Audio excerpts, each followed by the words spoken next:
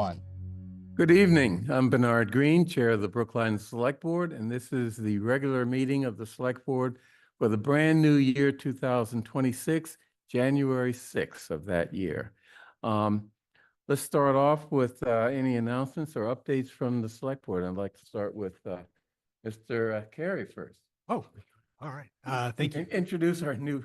Yes, I want to introduce our new Assistant Town Administrator for Operations, Melanie Otska. Really pleasure to have you on board. Melanie is joining us from the town of Southborough. Previously, she was also with the town of Framingham, the city of Framingham. I'm sorry, former town of Framingham, now the city of Framingham. We're delighted to have you on board. Thank you for joining our team.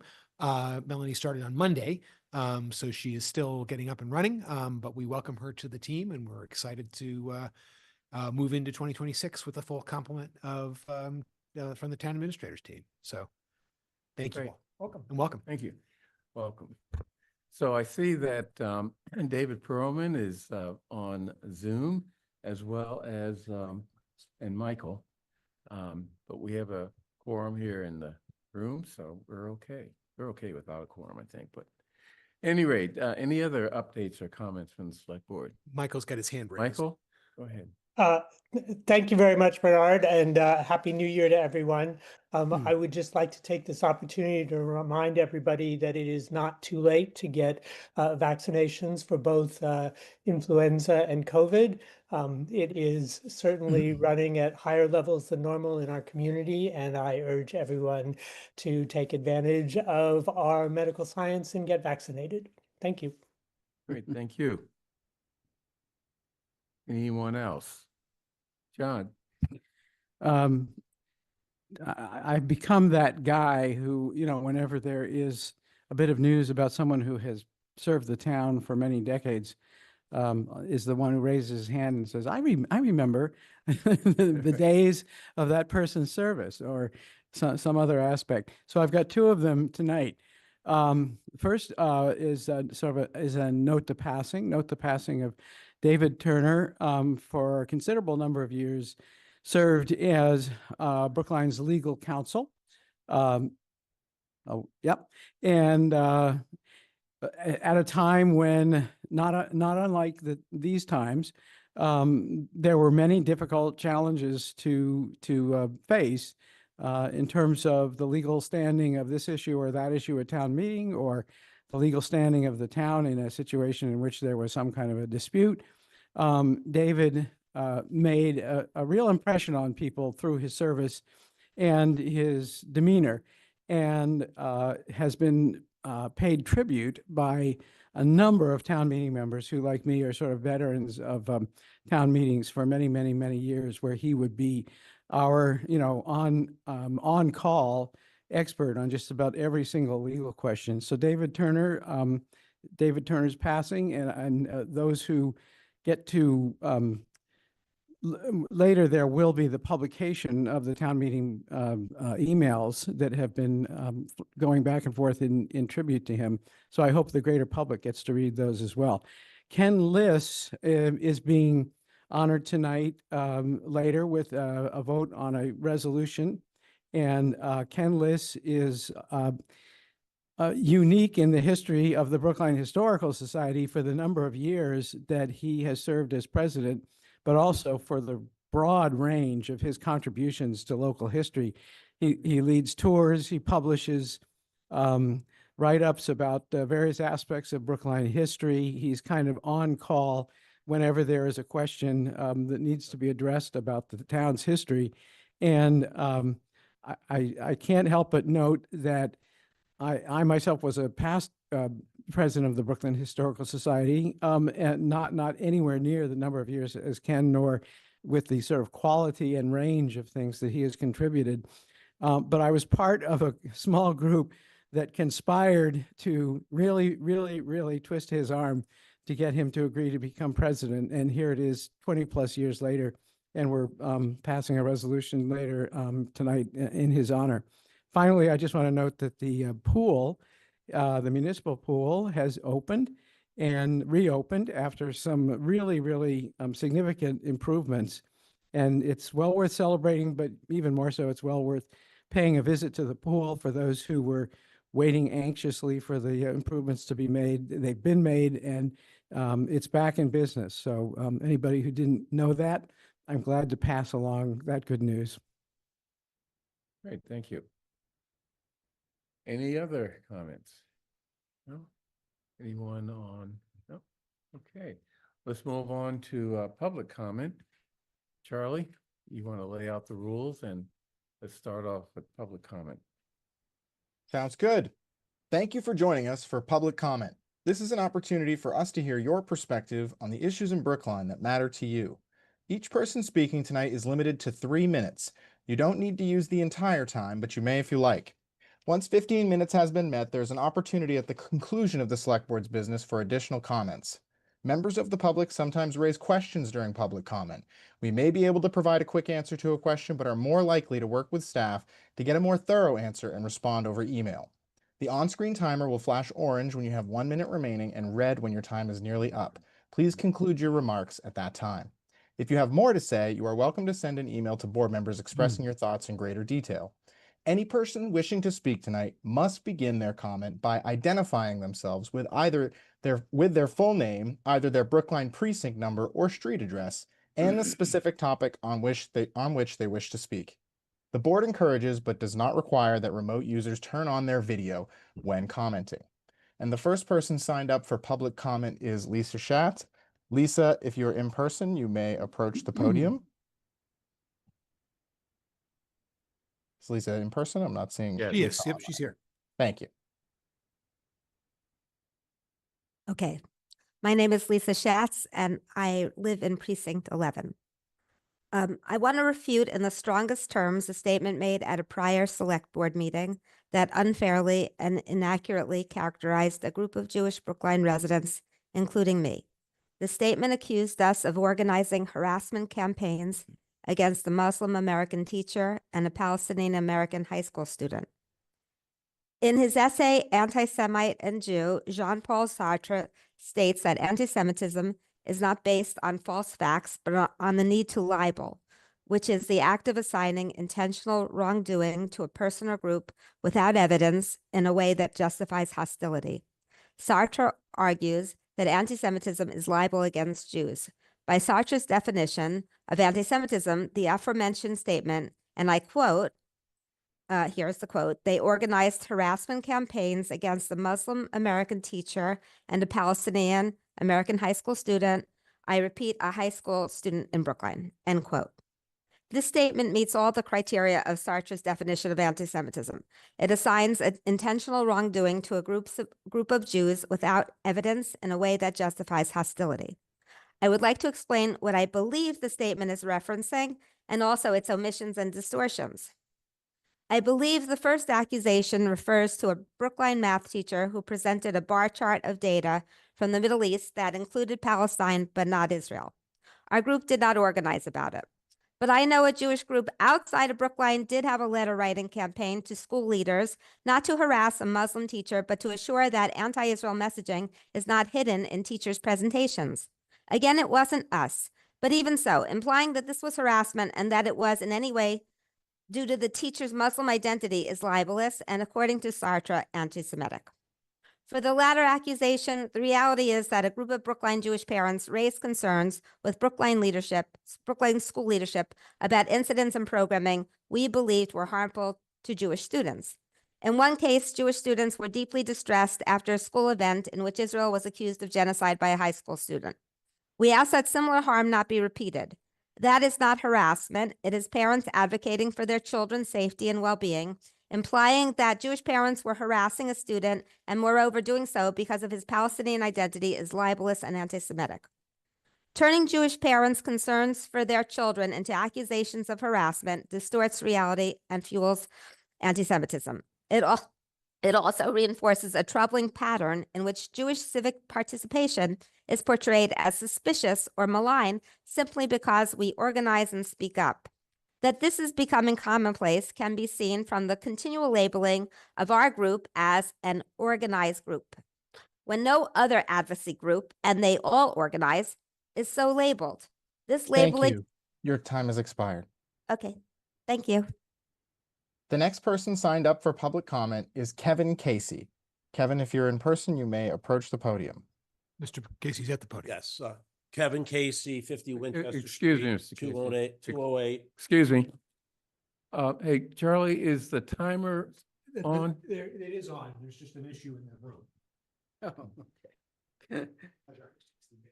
I guess we'll start over. Yes, you'll have 3 minutes. Give me 1 second. Yeah, it's Good catch. hopefully it'll be green. when Thank you, it's done, Chaz. Can we lift the microphone from Sue just so? Sure. Is that better? I guess. Yeah. My name's Kevin Casey, 50 Winchester Street, Unit 208. I'm here to read a letter I sent to the building department in file, which the select board, fire department, and my association has received.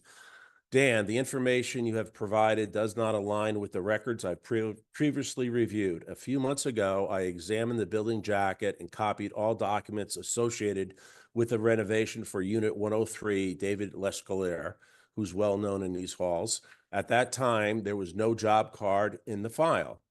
The staff member at the counter also reviewed the online permit record with me and confirmed that there were no departmental sign-offs indicating that the work had ever been completed. The original permit had expired and was never renewed. What you recently sent appears to be a handwritten job card with no identifying number and no visible connection to the permit in question. Based on the inconsistencies and lack of proper documentation, I am increasingly concerned there may be inappropriate coordination occurring between parties. To date, I have not seen a single document that authorizes tying into another unit's ventilation system. As a Brookline taxpayer, I am requesting the following information, which should be readily accessible to your office. An electronic copy of the building code from the 8th edition through the most current, a citation within the 8th edition that explicitly grants Unit 103, David's unit, the right to vent into an existing building's air system. This should clearly answer whether the work was performed in compliance with the local and state law. A summary of the changes and additions made in the 8th, 9th, and 10th edition of the building code. My understanding is this information is already provided within code updates. An explanation for why the job card only surfaced recently after 3-4 months. Why is it not legible? And why it contains no identifiable link to the permit. An explanation for why the building department's computer system does not contain accurate information, specifically the required sign-offs from each department. The system currently shows that no sign-offs occurred, and I was told directly that the computer system is the official system of record. At this stage, it is no longer acceptable to provide incomplete or non-responsive information. My family is being directly harmed by what appears to be an unlawful situation, and we are entitled to full transparency. Given the seriousness of this matter, I expect to be treated as a top priority. A response addressing each of the points above within 1 week is both reasonable and necessary. I look forward to the Select Board's Building Department response. Kevin Casey, 50 Winchester Street, Unit 208. I have also included in it here the job card here that's in your packet. That is chicken scratch, basically, and anyone would tear this apart. There's no tie into the building permit at all. Thank you. Your time has expired. Thank you. The next person signed up for public comment is Regina Frawley. Regina, you may approach the podium.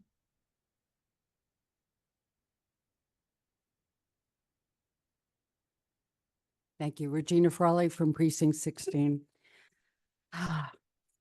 The latest report in the newspaper online is about a settlement with a teacher, a family that feels that the teacher had been sexually abusive to their child.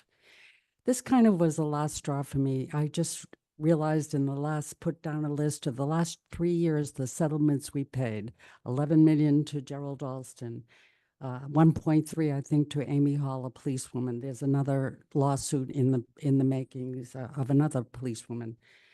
We have this gentleman, Chan, and we had in the DPW over $400,000 about a woman who charged she was physically assaulted in the garage. We don't need an override if we're going to be paying out this money. We need supervision. We need people to do their jobs. And we need justice, because if it's a question of injustice, supervising should correct that. We're not a piggy bank. I have attended many meetings over the years, sitting here, heard the auditor, usually Powers and Sullivan, come and tell you need to get control of things. You need to have X amount of money in the free cash. According to the paper, we're going to be paying 3 million or so out of free cash, leaving us with probably a little over $1 million there. I can assure you that would not pass even a surface audit that Powers and Sullivan usually did, let alone a forensic. Maybe it's time for a forensic. It's time for you to say, we do have a role in the school budget. We do, because this money's coming out of the town side to pay for that. We need to do something about it. And I'm getting angry, and I think other people are getting angry as well. We need to stop this inability to control what's going on with the staff. Thank you. That concludes the list of people who signed up in advance to speak at public comment. People in the room could raise their hand, or folks online can use the raise the hand feature to let us know if they'd like to speak with the remaining time. Okay, Bernard, there are 18 participants online and no one is indicating their desire to speak. Thank you, Charlie. Okay, let's move on to our miscellaneous calendar. First, approval of meeting minutes from December 16, December 23, and December 29 of 2025. Any corrections to those minutes? I see that, or I saw that Michael had some corrections, which I propose we accept unless someone has any questions about that. Bernard, I know there were substantive changes to the 16th, and there was a lot that went on the 16th, and I'd like to propose that we delay the approval of that until I can review it in detail. Okay. I won't be here next week, but we can put it on the agenda for the following week. Okay, so let's vote on December 23rd and December 29. Those are short meetings, so any further questions about those or corrections? Okay, I move approval of the minutes for December 23 and December 29, 2025. All in favor, please indicate by saying aye. John Van Scoyac. Aye. Paul Warren. Aye. David Perlman. Aye. Michael Rubenstein. Aye. Chair votes aye. So we will take, I'm sorry, go ahead. I would just ask, one of my comments was that there was a missing section. There was no reference to something that was part of the climate community leaders program, climate leader communities program. So I would just ask that we circulate a revised version of the minutes before we take them up, so that we can just all see what the whole thing is, as opposed to my comments on top of the old Okay. version. Is this December 16? Yeah, this is for December 16th. Okay. If we could distribute it, a red line version, Yeah. Michael's changes and others that people may have proposed, it would be helpful, because I know there's a lot of changes made. Thank you. We voted, right? Yes. Chair votes aye too. Okay. Okay, next, I'd like to take items 3B through 3I in omnibus fashion, but pulling out 3I, which is the resolution for Ken List. And I'd like to read that because Ken List is such an important person in our community in terms of the historical, the history and the historical record, that I think it justifies spending a little time, maybe 3 or 4 minutes, reading the resolution, so people really understand, why we're recognizing him for his work. So I move that we approve those items. Let me first read the resolution, and then we'll vote on all of them, unless someone wants to pull out something else. Yeah, okay.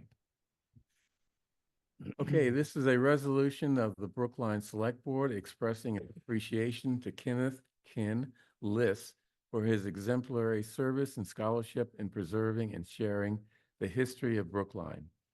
Whereas the Brookline Select Board rightfully honors those exemplary Brookline residents whose civic work, scholarship, and leadership have enriched the cultural and civic life of our town.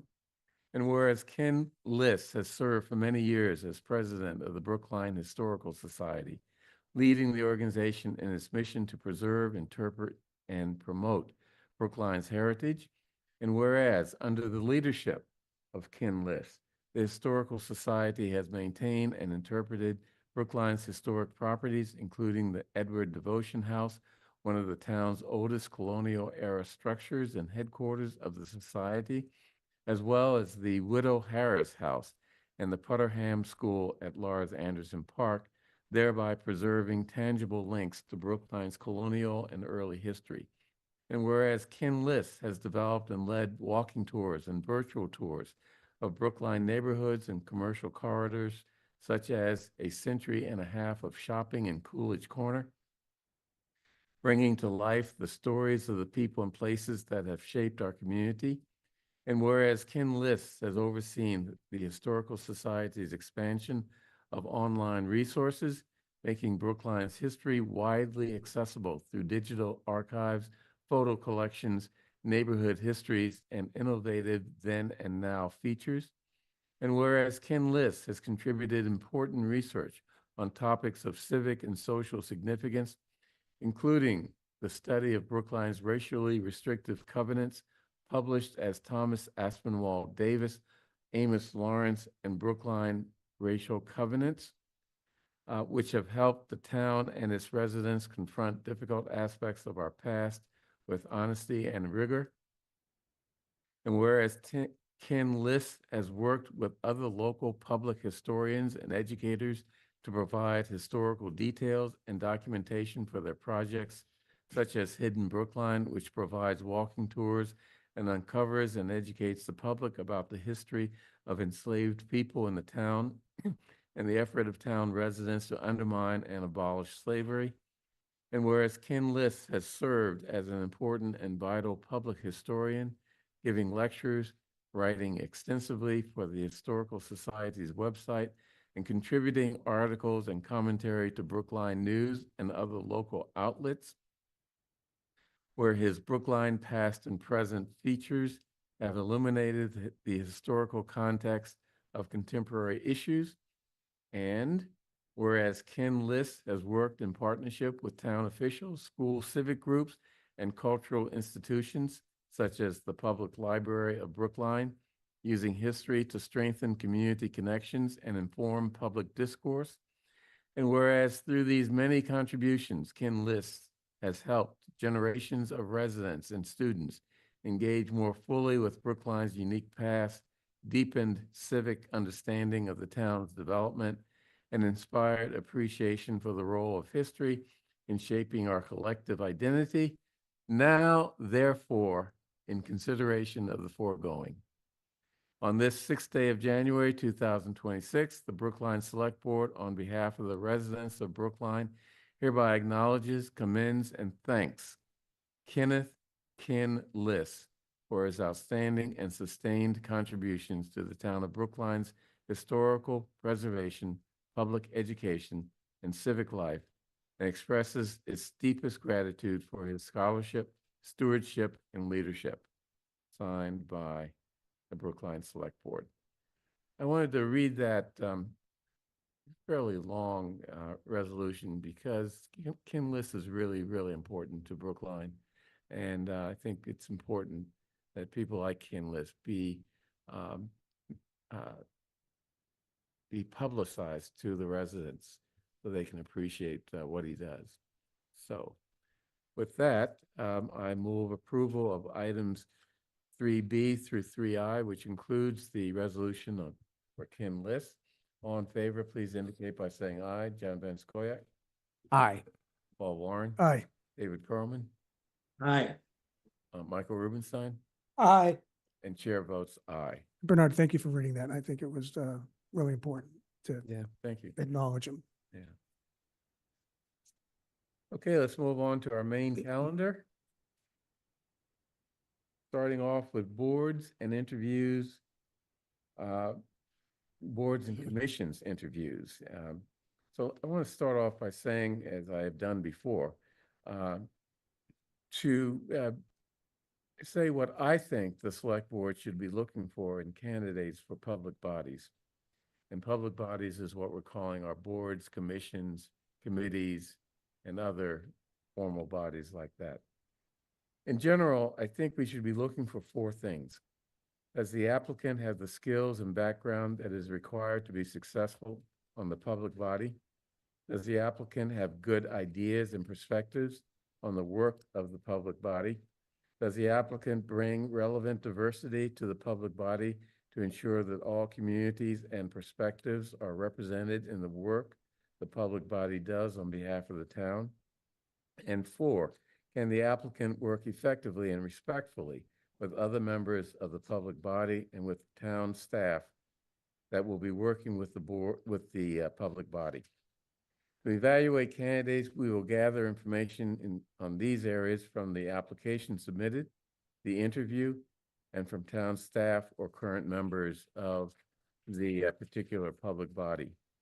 We have 3 applicants to fill 4 open seats on the Commission on Diversity, Equity, Inclusion, and Community Relations. I will note that a 5th seat is held by Chi-Chi Wu, whose appointment was voted 2-2 at a meeting in December, which means that no action was taken, and she will remain a member of the commission with all the rights and duties of other commissioners until her seat is addressed by the select board. So the first applicant is Ann Trecker, who I believe is in the She's audience. in the back.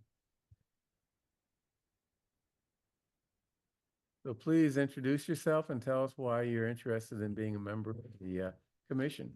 I'm Ann Trecker. I live in Precinct 6. I'm a former town meeting member.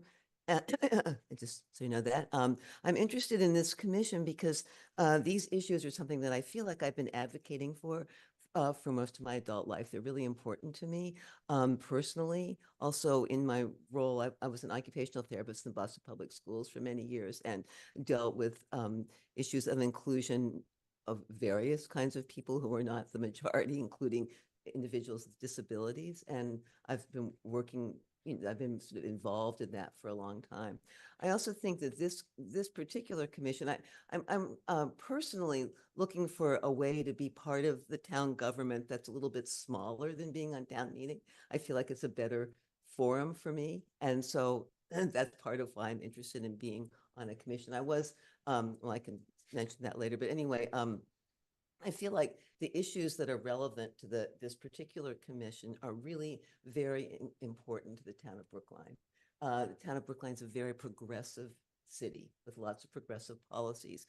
However, we are primarily white, upper middle class individuals. And because of our backgrounds, and I include myself in this background and in this group of people, because of who we are, it sometimes is challenging or not always as easy to be cognizant of what the diverse members of our community are feeling. And I think this board is really important in terms of, as they list their mission on the website, of supporting and encouraging tolerance and encouraging cooperation and encouraging ways to work together to see that diversity in Brookline is both protected and celebrated.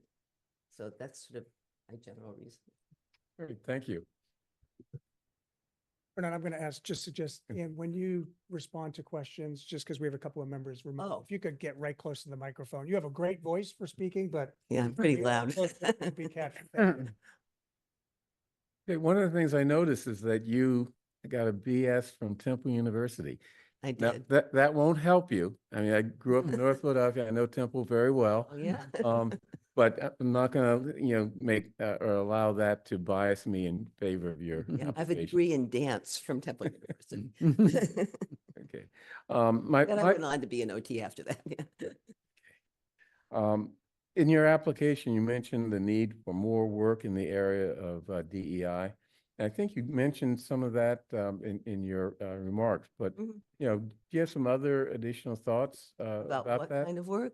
Yeah, Um, about things that the commission could be doing. Well, I think that what's going to be really important is for this commission to get enough members that as a group, they can move forward with some recommendations. As I understand that, I've spoken with Kevin McKenzie a few times I was trying to figure out what this commission did that was different than the town office and how they work together. And it's feels like this commission does a lot of support for the town office and helps out in some of those ways. I think that's the first thing. I think community relations is also an area that I'd like to see, it would be nice to see more of. I feel like that's, getting in touch with what the community thinks, getting information to the community in general, about what's going to happen through either, meetings or things online or whatever would be good. I think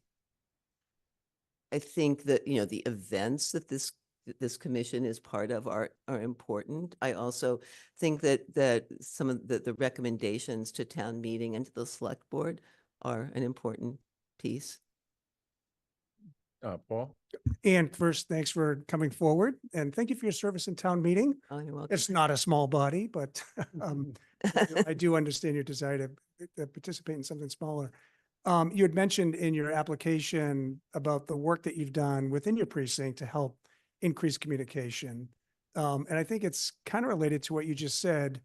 Community relations is communication. Right. Do you have some ideas about how to improve communication across groups, not just kind of broadcasting, but to increase dialogue? Well, I know one thing that we did in Precinct 6 several years ago, when Malcolm Doldrum was on this commission, is we had Zoom meetings with constituents to explain warrant articles. I have to admit that they weren't that well attended, but I think the idea of having a community meeting is really important. The other thing that personally, when I ran for town meeting, I think I might have almost knocked on every door in Precinct 6. And that through that experience, I learned that listening and talking to people is really a great way to communicate and to get things going. I got lots of ideas from people in Precinct 6 when I was doing that, and I felt like that was really important. So I think one-on-one is good. I think community meetings. I also think reaching out to community organizations that might be collaborative, not necessarily government ones, but ones that also might be a way to collaborate in forwarding these issues. Okay, thank you. Okay, David, I think is next. Yes, just my question for you. You referenced in your introductory remarks your experience working with the disabled and how you see a need to help uplift their voices as a part of the work of this commission. Could you talk further about your experiences in serving that population and how you would bring forward their interests?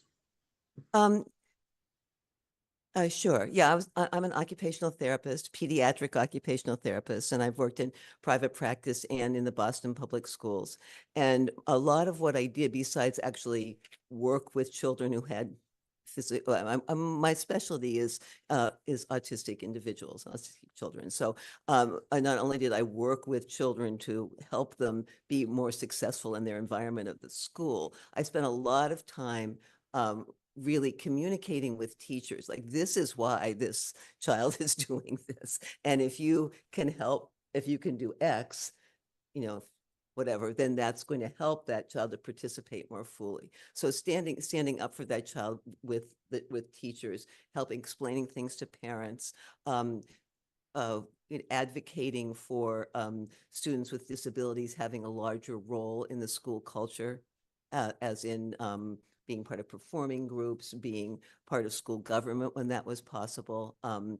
And I mean, I think the biggest thing that an OT does is as an occupational therapist, you facilitate individuals to be able to be the most functional they can be in their environment.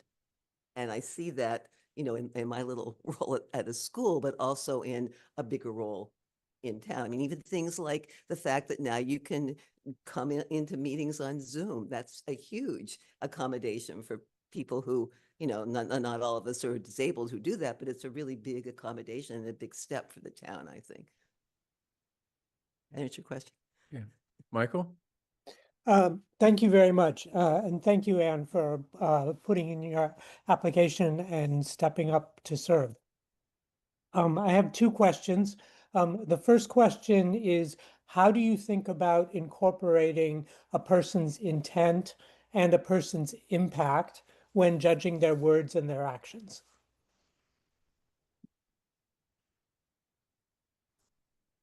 Do you mean if if they're actually, what they do seems to be different from what they intend? Is that what you're getting at? In whatever case or situation you care, you think about that question of intent and impact. Well, I try, I mean, I can speak more personally about this. I try really hard to listen to people. I feel like that's really key. And I try to look beyond, certainly not in every situation, but in situations that are really thorny or difficult, like look beyond what this person is saying or doing to try to understand what their background is. For instance, someone who has felt put down by the system for all of their, all of their time interacting with that system is not necessarily going to be someone who might say some things that are, a little bit out of line. But if you look at like what came behind that and why is that happening and how can we other people bridge that comment to that person's background and to what should be done to change it. I don't know if that answers your question or not, but No, thank you. And the second question I have is, as a commissioner, how would you propose that we best follow warrant Article 15, which was passed by town meeting in November, to recognize and celebrate every month of June as LGBTQAIA+ Pride Month, and acknowledge every March 31st as Transgender Day of Visibility, every May 17th as International Day Against Homophobia, Biphobia, and Transphobia, every June 28th as the Stonewall Riots anniversary, every October 11th as National Coming Out Day, every month of October as LGBTQIA+ History Month, and every November 20th as Transgender Day of Remembrance. well, that's a lot of different. I mean, I fully support recognizing the LGBTQ plus community and what and to be, aware of that community's needs and to be very aware of discrimination against that group of people. And I think I actually have to admit that I don't know too much about the background of this warrant article, but I would support it if that's what the town meeting voted for sure. I mean, I certainly support the ideas behind it. Okay, thank you very much. Any other questions? Yeah. And thank you so much for applying and for your answers tonight. I'm just going to ask a very practical question because it often gets overlooked, and I just want to be sure that we don't overlook it in this case. The commission at present tends to meet on Thursday nights at 6 o'clock, and just once a month, and it's usually maybe the second or the third Thursday of the month. Have you had a chance to just sort of figure out if I were to be on this commission, would I be able to go with the flow of the meeting schedule that they currently follow? And I only ask the question because it might seem, that, well, why wouldn't they be able to just change their meeting date? But that gets really complicated, if a person, upon being new to the board, suddenly it turns out the one thing that they didn't get asked was, can you be there on the evening that they meet? On a Thursday evening, you're saying? Yeah. I mean, assume it's a Thursday and it's the second or third Thursday and it's a 6 o'clock meeting. I don't think the that's. point is to figure out if like every Thursday I have, whatever. Yeah. So. No, I don't think that would be a problem. Okay.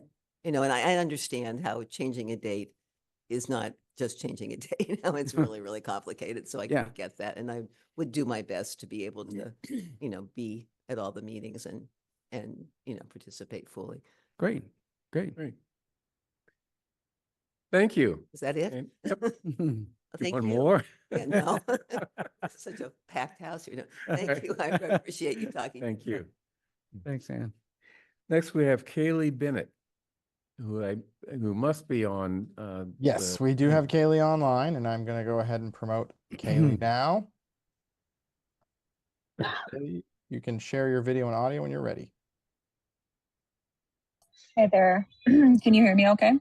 Yes, we can. Please introduce yourself and tell us why you're interested in being a member of the Diversity Commission. Sure. Hi, my name is Kaylee. I live in Brookline going on 12 years now. I am a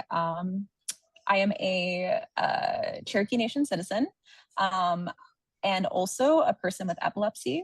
And so with those sort of two things in mind, I think it's especially important to advocate, but also be a point of visibility for persons with disabilities as a minority community, but also for the Native American community, which is quite tiny in Brookline. And for me, what's so important for this group is to make sure that those voices are heard, since they can often be lost. And also that we're celebrating those communities. So I am the chair now of the Indigenous People Celebration Committee. So I've been doing various different work with that committee, which is wonderful, and projects to uplift Native voices, and also for everyone else, work as allies for that community. I don't know if that answered your question, but that's a spark notes of me. Well, that's a great start. So what are some of the ideas that you would have for new programming on the commission? You mentioned a disability, and our previous speaker also talked about that, which I don't think that the commission has been particularly focused on. So give me some ideas that you would bring to the commission along those lines or other lines. Yeah, so for me, I think there's two things here. If you attended Indigenous Peoples Day, you heard me speak to this, but when I think of Brookline, I think of what I can give to Brookline just as an individual, which is uplifting this concept, this Cherokee idea of it. The word for it is Gadoogie, which means working together to benefit our community. And that can be in a lot of different ways. One of the things as I've made my way in life in Brookline, thought about sort of things that could be improved upon, especially when it comes to accessibility.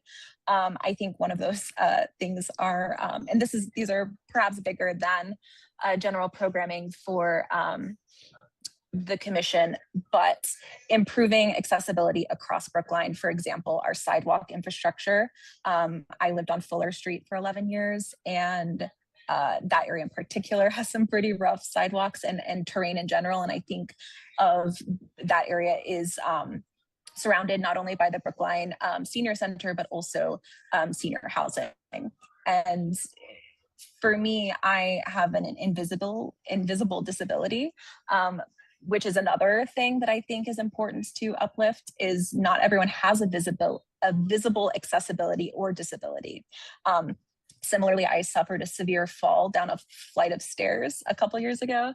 And so I could barely walk. And thinking again about access for our community, there is a lot of conversation about bike lanes and also cars and driving, but thinking through for folks who have to drive or have to be driven places, therefore, how can we better improve that infrastructure? So I think having those conversations and thinking through the fact that it's not necessarily either or, it doesn't have to be prioritizing biking versus prioritizing pedestrians versus thinking through better car infrastructure, but like working together to solve those problems. And I think generally, there's so many different types of diversity in Brookline, which are all beautiful and wonderful. And so thinking how we can cross collaborate, that we don't have to be siloed into these different areas, but rather celebrate everyone together, and increase the visibility for these communities. Let me ask something related to that. So the Indigenous Peoples Celebration Committee has a very robust program. Yeah. Any thoughts on how or ideas you could bring to the commission from your experience with the committee? Yep. So two things that I sort of spearhead. Two things that I spearheaded with that committee are we do an Indigenous Authors Book Club. And I think that these sort of other examples of diversity, the book club has been very successful. We've done it for 3 years now. Just had actually our latest session was this past Sunday. And so, there's lots of literature that could be, perhaps we do a book club or some type of conversation where we are uplifting these different voices through literature, come together as a community to talk through that and explore these ideas and concepts. That's an example. Another thing that I helped spearhead, sort of initiated with the Indigenous Peoples Day Committee is having community conversations. And these have been very meaningful. And it just is an opportunity to take a topic, really break it down, and have it be completely open where it's not just a presentation, but folks throughout the whole evening can ask questions in the moment as they have them. And I think that's also applicable here, where we've used Hunneman Hall for these meetings, so making it very accessible to the community to attend, but also thinking through how, what are some topics that we can think to, who are experts or people who can speak from their own experiences on those topics, and then how can we come together as a community to learn. And I think for me, so much of being a person in the world is listening, learning from others who have different life experiences, and I think these types of events would help achieve that. Paul? Yeah, Bernard, you actually kind of touched on the question that I had. You came at it from a different way from her experience with the Indigenous Peoples Day Celebration Committee. Your background is actually at Harvard doing events and programming. Correct. Yeah. Which is, and I think that the reason why I bring that up is, it does take a unique skill set of similar to what you have at Harvard to take a lot of different types of ideas and bring them together into programming. Precisely. For the community. And so the reason why maybe we see such great programming on Indigenous Days, because of her experience at Harvard. And I think I don't really have a question for you because Bernard raised it, but this unique experience that you bring, programming and event coordination, I think is something that is important for these types of commissions. Yeah, to speak to that briefly, I actually didn't, I guess, introduce my professional careers, but I consider myself a lover of event planning, and I do that both at Harvard. I also have a totally separate career, which is in theater as a production manager. And so I would say both of these sort of career trajectories are large scale event planning and small scale event planning, but that's what I love. And for theater, the skill set is the same, but the audiences, I guess, are different. But that is entirely how I've built my career. And it's something that I really love and am passionate about. You did bury the headline, so I'm glad you. Yeah, sorry. Okay. Apologies. Michael? Thank you, Kaylee, for stepping up. We all really appreciate the work that you've done. And I also want to commend you for your Indigenous Peoples Day celebration. The presentation that you made was excellent, and the event was very well. It was well attended and very well pulled off. So thank you for that. I'd like to ask you the same questions that I asked the previous person. The first is, how do you think about incorporating a person's intent and a person's impact when judging their words and their actions? Yeah, I think a tricky question for sure. And I hope this is answering your question, but I like to operate in the world with always assuming good intent. And this is something we especially talk about in theater, because I think theater, more than Harvard, is sort of where conflicts can come up, and it's often my role to help parse that out, solve a conflict. But as long as you're going into those difficult conversations with assuming good intent, then I find that it's often easier to come to an understanding about why there might be a disagreement. And it could just be that there's two different perspectives coming at the same problem with their own personal backgrounds that is perhaps causing that tension point, but that doesn't mean that everyone's going into a problem with a with ill intent. That in fact, we often all have good intent, but it doesn't necessarily come off that way, or something could be misconstrued or misinterpreted. And so I might not succeed all the time, but I really do try to move about the world that way. I don't know if that answered your question. Yeah, no. Thank you. That was very thoughtful. I appreciate that was very thoughtful. I appreciate it. And the second is, as a commissioner, how would you propose that we best follow the warrant Article 15 that was passed by town meeting in November to recognize and celebrate every month of June as LGBTQIA+ Pride Month, and the list of 1, 2, 3, 4, 5, 6 other celebrations throughout the year representing various aspects of the LGBTQIA+ community? Exactly. And I think that goes back to visibility. Like, how can we make these minority communities more visible, and how can we as Brookline celebrate them, whether that be through specific programming or going back to this idea of community conversations. You know, there are some of the like noted dates that you brought up that will be are included in this that maybe we don't all know about, whether that be because of age, generation, understanding, or what have you. And so being able to come together as a community to maybe like have a panel, just have a conversation about why is this date important? Why is this event important? And what does that mean for not only us as a community, but also as allies for these community members? To feel safer and like they can, and that they can confidently move about the world. Thank you. David. Yes, thank you for your presentation so far and answers to these questions. A question I have, so you've touched upon community visibility and the importance of uplifting different groups through event planning, with which you have a lot of experience. You also mentioned in your response to an earlier question, undertaking sort of tangible projects to uplift certain voices. So in the context of talking about those with disabilities, you mentioned accessible sidewalks.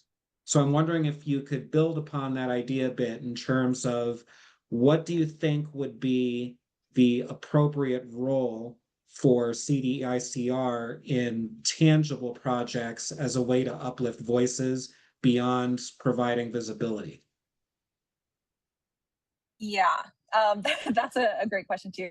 And I don't know if I am familiar enough with like what the actual like long-term solutions could be, but I think a first step is flagging that there are issues, and I think could do that as a commission of determining, well, exactly where are these sort of problem points and how could we make them better, and then bringing that up further with the necessary outlets in the town to determine, you know, what are tangible, actionable, long-term next steps. So I think this feels easy to me, but something that could be a conversation point is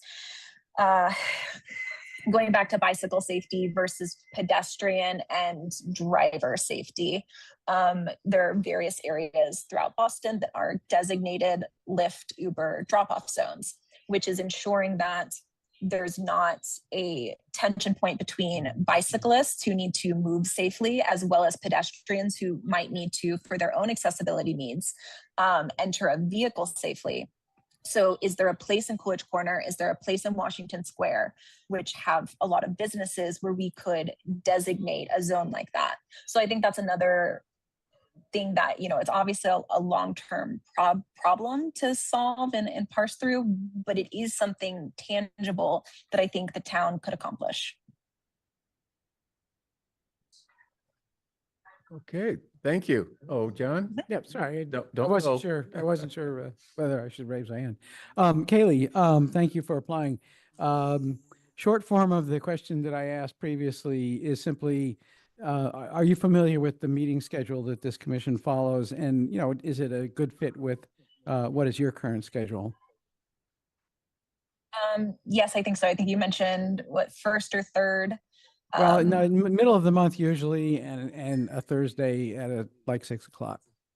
Mhm. Yes, generally I have a lot of flexibility in my schedule. Sometimes there could be some variations to that.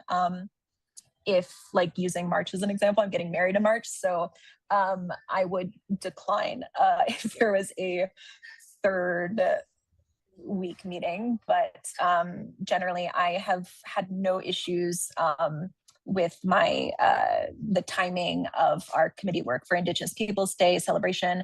So I would not see any issue with being able to meet those requirements for meetings with this. Yeah, okay. And then I'll leave it to you to help people understand your role with the Brookline Townwide Facebook Townwide discussion page.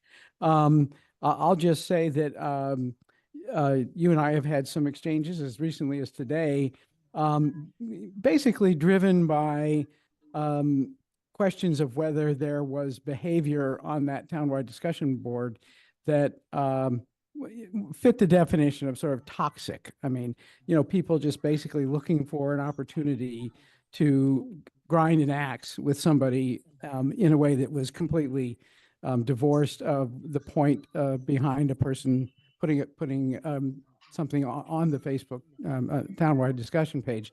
What is your sense of how best to handle social media as a beneficial way of the community coming together, while at the same time avoiding it becoming a forum for, let's just say, toxicity between people?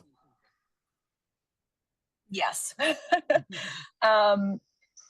So it's a complicated question. In what I've learned in my 11 going on 12 years living here, Brookline is passionate, is a very passionate community, and it is immensely passionate about the issues that are important to them. I will also say, since moving here, in the 2014 through 2020 time, I think things were a bit less tense than they are now. And in my time in this role on Brookline Townwide discussion, I have seen a global pandemic, broader concerns about policing in the United States and in Brookline, so 2020. Also the conflict in Russia and Ukraine, as well as our very current prevalent conflict in the Middle East. So those are it's been a challenging 5 years, not only for Brookline specifically, but also the world. And so I think the group has therefore also gone through some of those same challenges of, going back to what I said earlier, you know, how do we as a community speak to one another? And sometimes people do it in a more colorful way than other ways. Sometimes, going back to this idea of assume good intent, a lot can get lost in social media, and somebody has good intent, but it's perceived a different way. And so there might be a point of tension with that, because I find communicating online is very different than communicating in person. And I also would like to see Brookline have more conversations offline, where we're looking at someone in the face and recognizing this is my neighbor, and the success of our community depends on us being able to work together, and to also recognize that we all have the same goals in mind, and that we don't have to fight because we all care about Brookline in the same way. That's how I approach Brookline Townwide discussion. And I also sort of approach it in a sense that, like, as I don't need to tell you, as politicians and elected elected leaders that sometimes no matter what you do, somebody's going to be upset. And you just sort of have to move about the world with a firm belief that you are doing your best and you are doing your best with good intent. And it's not necessarily going to be received that way, but it doesn't mean that you are going about your life and your communication, whether it be online or offline, maliciously. I don't know if that answers your question. No, But I appreciate that it's a difficult question, and I'm not sure I have the perfect answer myself. And I just want to be clear because I don't want people to misunderstand. I really appreciate the role that you have played and that you have stayed with it during some very difficult times when, you know, there were frequently things that would flare up, you know, on this particular Facebook townwide discussion page. But at the same time, I wouldn't be revisiting that page and adding my own thoughts on this or that, or adding my own bit of news on, you know, as to this or that. If I didn't think there is at the end of the day something very useful about a forum where people get a chance to spread news, people get a chance to exchange views, and you've provided that. Facebook has provided that. You have about what, 10,000 followers at this point? Almost 11,000. And I will say Almost in 11,000. 2020, it was only about 4,000. The growth of this group in 5 years is kind of crazy.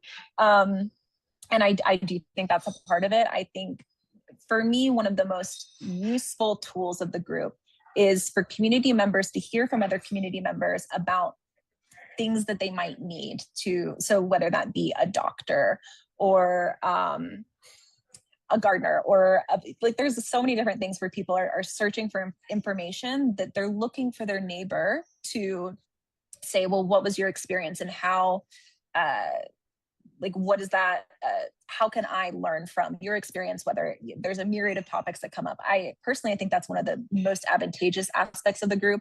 I also very much give a shout out to Brookline News, because I think having a local news source who is reporting the news that is important to us in Brookline, that having conversations around what they're reporting, that's also critical. But it's very recent that we have Brookline News as a as a non-biased, as a source that's really focusing on Brookline specifically. And so for me, it's those two aspects of the group that are particularly beneficial. And as you said, there have been flashpoints. And I think I sort of laid them out. It has been an enormously challenging 5-6 years for the world, but also for Brookline. And I think that goes without saying. Yeah. Thank you. Thanks again for the answer. Okay. Thank you for your application and an interesting discussion. Thank you so much. Thank you. Next, we have Victoria Fernandez. Is she online? I do have Victoria Fernandez online. I'm promoting Victoria now. Victoria, you've been promoted and you can share your video and audio.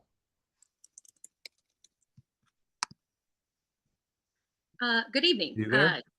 Hi. Okay. Yeah. So what I'd like you to do is to give us a little information about yourself and why you want to be on the commission. But also, since your application did not provide much information, tell us what's important to you or what experience you have that would be relevant to serving on the commission. And what are some of the issues on which you think the commission should focus so that we have a basis for questions? Sure. So my name is Victoria Fernandez. I have lived in Precinct 13 since almost about a year now. I am a Precinct 13 town meeting board member that was caucused in at the last town meeting. And my background, I am Filipino American. My father is from the Philippines, from Manila, and my mom is white.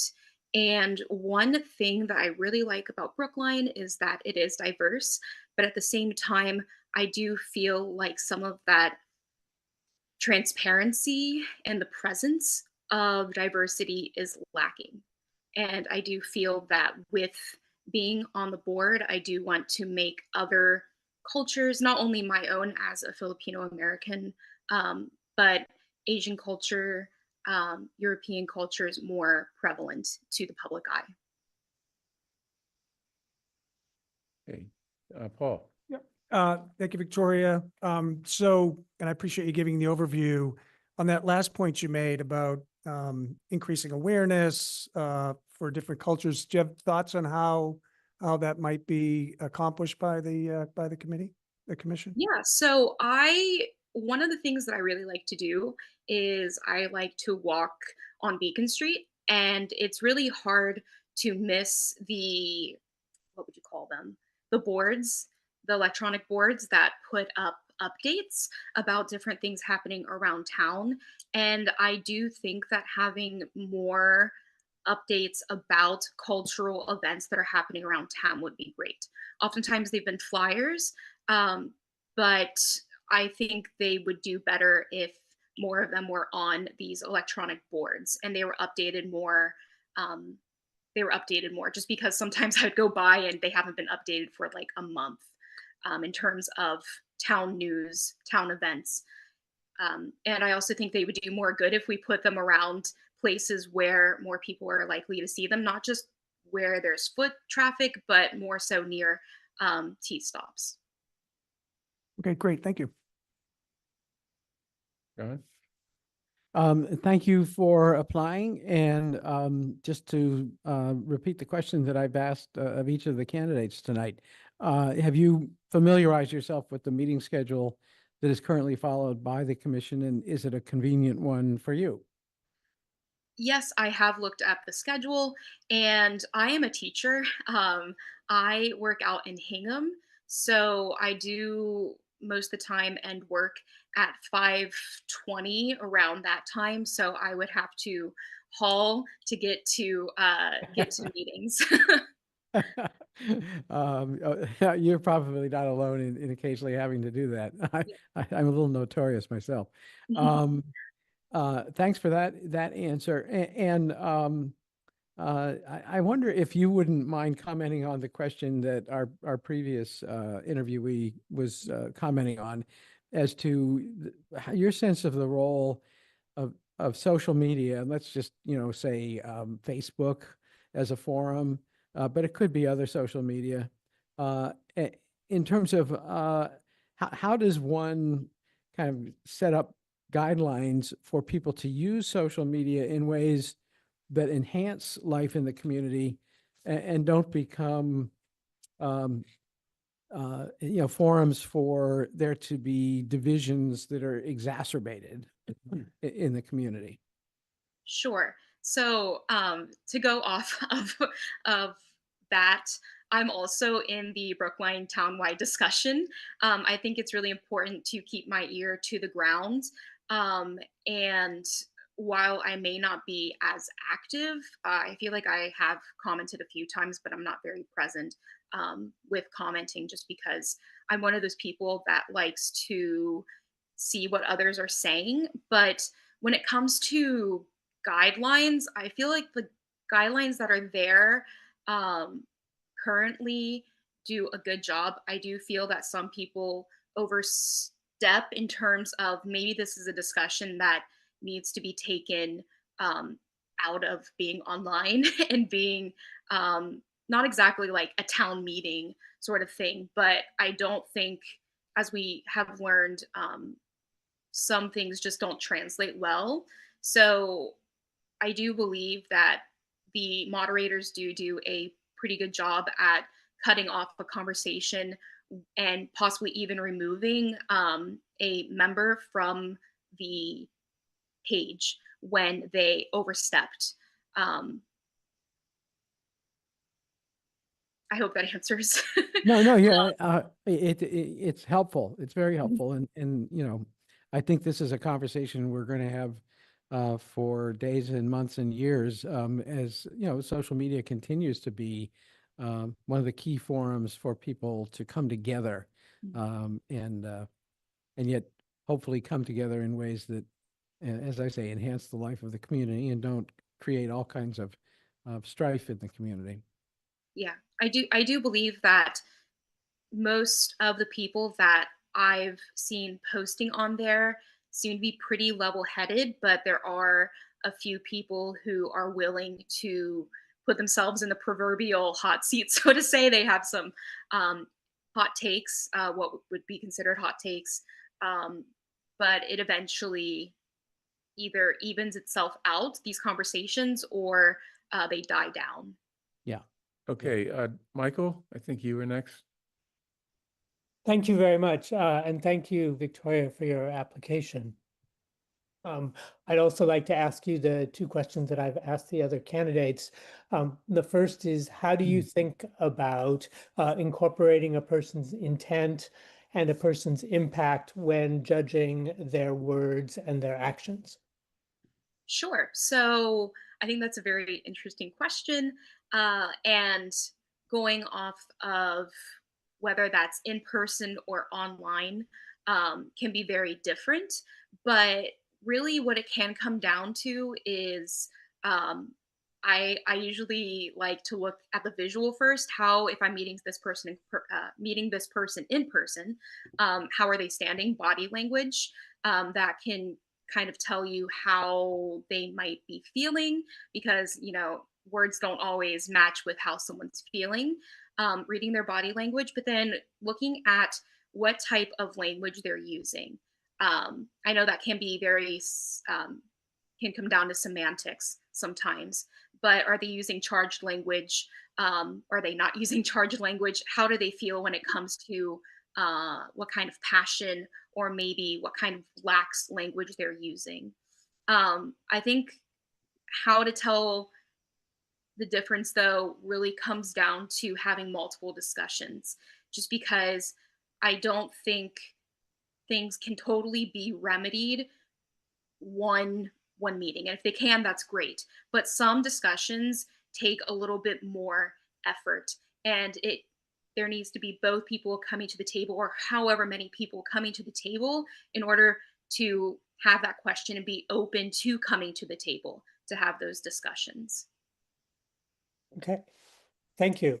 And the second question is, as a commissioner, how would you propose we best follow warrant Article 15, passed by town meeting in November, to recognize and celebrate every month of June as LGBTQIA plus Pride Month, and acknowledge every March 31st as Transgender Day of Visibility, every May 17th as International Day Against Homophobia, Biphobia, and Transphobia, every June 28th as the Stonewall Riots anniversary, every October 11th as National Coming Out Day, every month of October as LGBTQIA plus History Month, and every November 22nd as Transgender Day of Remembrance. So I first want to say that I will go on the record again to say that I voted in favor of this warrant back in November, and I was really glad that it passed. One thing in order to make sure that everyone is celebrated is, I think, looking at the demographics of the town, maybe not entirely just sexuality, but also what types of ethnicities and religion are very prevalent in the community. It's really important to celebrate all of those, even though there may not be a high percentage of one type of demographic. Um, and I think besides cultural events, again, having those cultural events in public places where foot traffic and other people, even those visiting from the suburbs, can see and maybe even want to come back into town, I think that's really important. I'm really big on cultural events. One of the things that I do as an educator is make sure that everyone is welcome.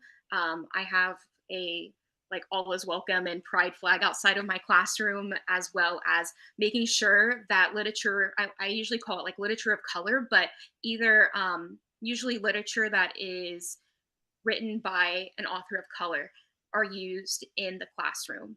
And that could be something that even gets pushed out, is that there are recommendations for, hey, we're going to be reading, or here's a list of books by queer authors that we can recommend at different, not only reading levels, but also for age groups as well.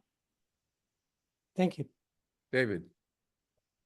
You've now touched upon this in a couple of your answers, but as an educator in Hingham, or really as an educator anywhere that you would work, how does that position inform upon your views of how CDEICR ought to operate and what you would want to pursue?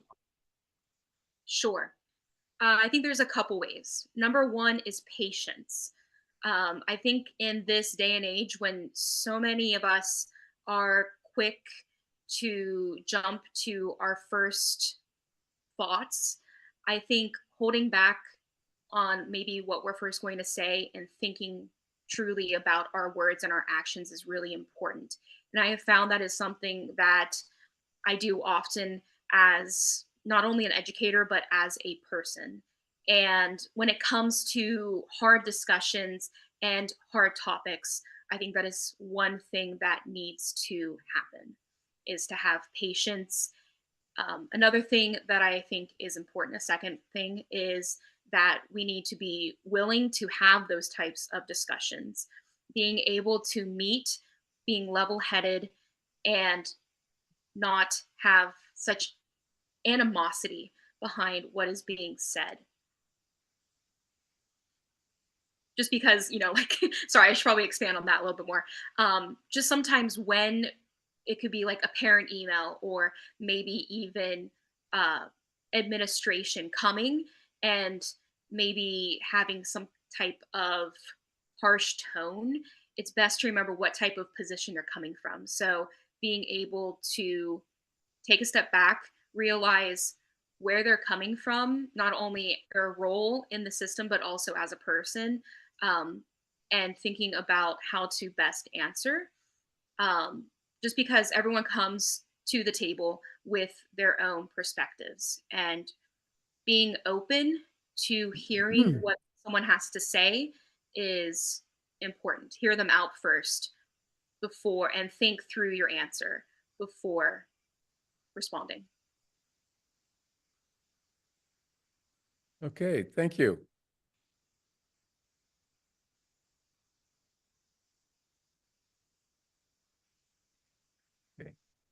Okay, next item, proposed capital improvements to the Brookline Music School at 20, before we go on, I should have said this after each interview. We will be making a decision on appointments to the commission, like other public bodies, at a later meeting. So, anyway, our next item is proposed capital improvements to the Brookline Music School at 25 Kennard Road. Is there David Tierney online that David is online, and I believe he try sharing screen.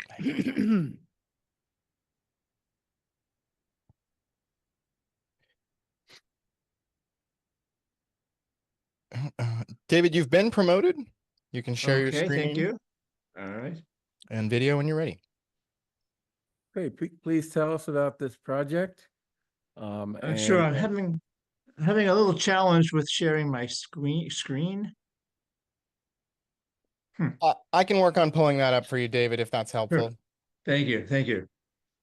Just one moment. I'm sorry.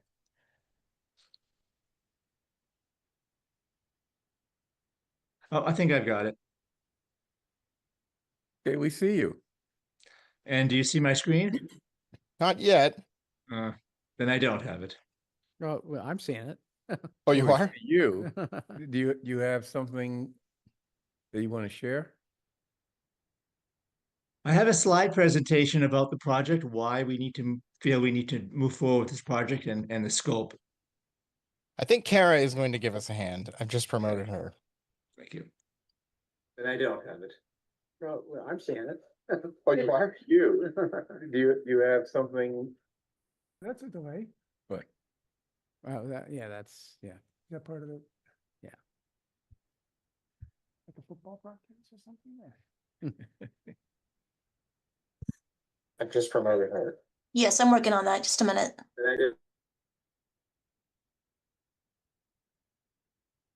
There's something.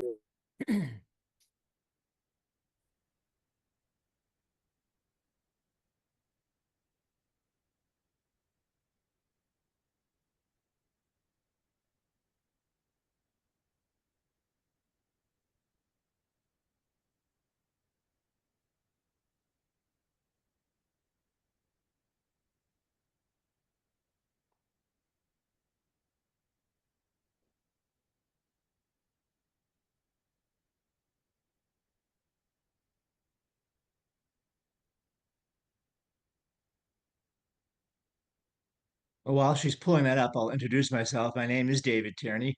I am in my middle of my third year as the executive director at the Brookline Music School. As many of you know, last year, Brookline Music School celebrated its 100th anniversary as a cultural organization in Brookline. We have a little over 900 students, mostly from Brookline, but of all ages and from a lot of contiguous and even further away towns, as far away as Wakefield, for example. The project that we're proposing doing, we use Kennard House, a town-owned building that's administered by the school, as our home base, but we also rent classroom spaces throughout town to teach music lessons.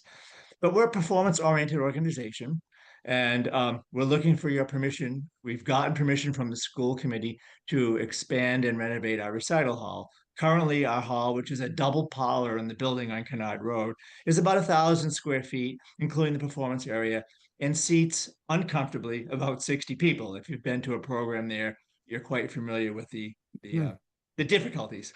A renovated and expanded recital hall would be about 1,464 square feet, with the additional 431 square feet, allowing us to double our audience size to 120.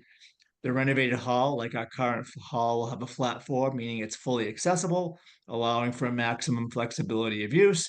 And the school's standard setup would then move the performance area away from the Route 9 end of the hall to the Kennard side of the hall, with audience seating being no further than 3 rows away from any of the performers. Next slide. Getting this hall done would allow us to increase the frequency and elevate the quality of students' performance experience at the school. As I mentioned, it would double our audience capacity and a much more welcoming, flexible, and accessible space that would foster a greater sense of community.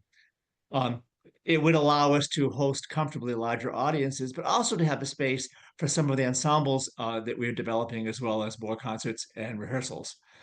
We would offer this dedicated performance space to the broader Brookline community, including the schools, to appreciate and enjoy music as well, as there is no other space, or would be no other space of similar size and design in Brookline. Next slide. It would provide an acoustically appropriate performance space that would make student performances actually sound good. Obviously, increasing to 120 capacity optimizes audience capacity and experience. And the expansion with the upgraded furnishing and lighting creates a recital hall that would accommodate a much wider range of performances than we do now, including student recitals, our rock and jazz bands, chamber ensembles, and even musical theater, and ensure a high quality experience for both performers and audiences. The projected cost of the expansion is about $800,000, and of course would be the responsibility of the music school to raise. And here's our timeline on this. We did over the past summer up through December complete a feasibility study and fundraising assessment. And as of October 25th, we had already secured 4 lead gifts totaling $325,000. Up till now, we have secured the endorsement in an advisory capacity from the Preservation Commission on a look of the project, and the school committee, both the capital and finance, as well as the full school committee, unanimously endorsed the project and encouraged us to move forward with it with you. We are just completing the quiet phase of fundraising, and to update, as of today, we have about $670,000 in commitments and gifts towards this project. We're not finished with our quiet phase rest yet, and we hope to, if this is approved, to move forward in end of January, go public to secure the additional $150,000 now that we would need to raise. And with all of that being successful, we would plan on construction beginning this June when school gets out, with the major construction being completed before the end of summer, interior work taking until the end of October to done. So there should be done. So there'd be no impact on Lincoln School when the project is completed. Next slide. Here are the key people who are working on this project. Obviously, the music school and its board of trustees, me as the executive director, Vicky Lau, Brookline resident, longtime director of finance and administration for the school, Valerie Curd, who is our director of marketing and development, and our fundraising consultant is Jen Higginbotham, who was someone I worked with when I was at the River School in Weston for 20-something years. Next slide, please. This is a picture of what the Kennard Road side of the building looks like now. This open porch is on the side of the building, and our proposal is to enclose it and then take down that wall you see underneath the porch to open up our recital hall. Next slide. This is a view from the Lincoln School playground of what that would look like from Lincoln School playground. You can see the closed-in porch on the right side of the building. And the next slide. Changing the angle, this is from up on Kennard Road, closer to Walnut Street. You can see the scope and scale of closing in that porch. The next slide shows what it would look like at night when it was lit up, and you can see into the building, into the current recital hall in this picture. And then the next slide is a full-on from right across the street on Kennard Road at night, what it would look like fully lit. And then the last slide is the interior of what that hall would look like. Where the chairs are now positioned is what our recital hall is. It's one long, narrow room. By opening up on the porch, we gain that extra space and would have a facility that looks like this. Thank you. Thank you. Any discussion? John?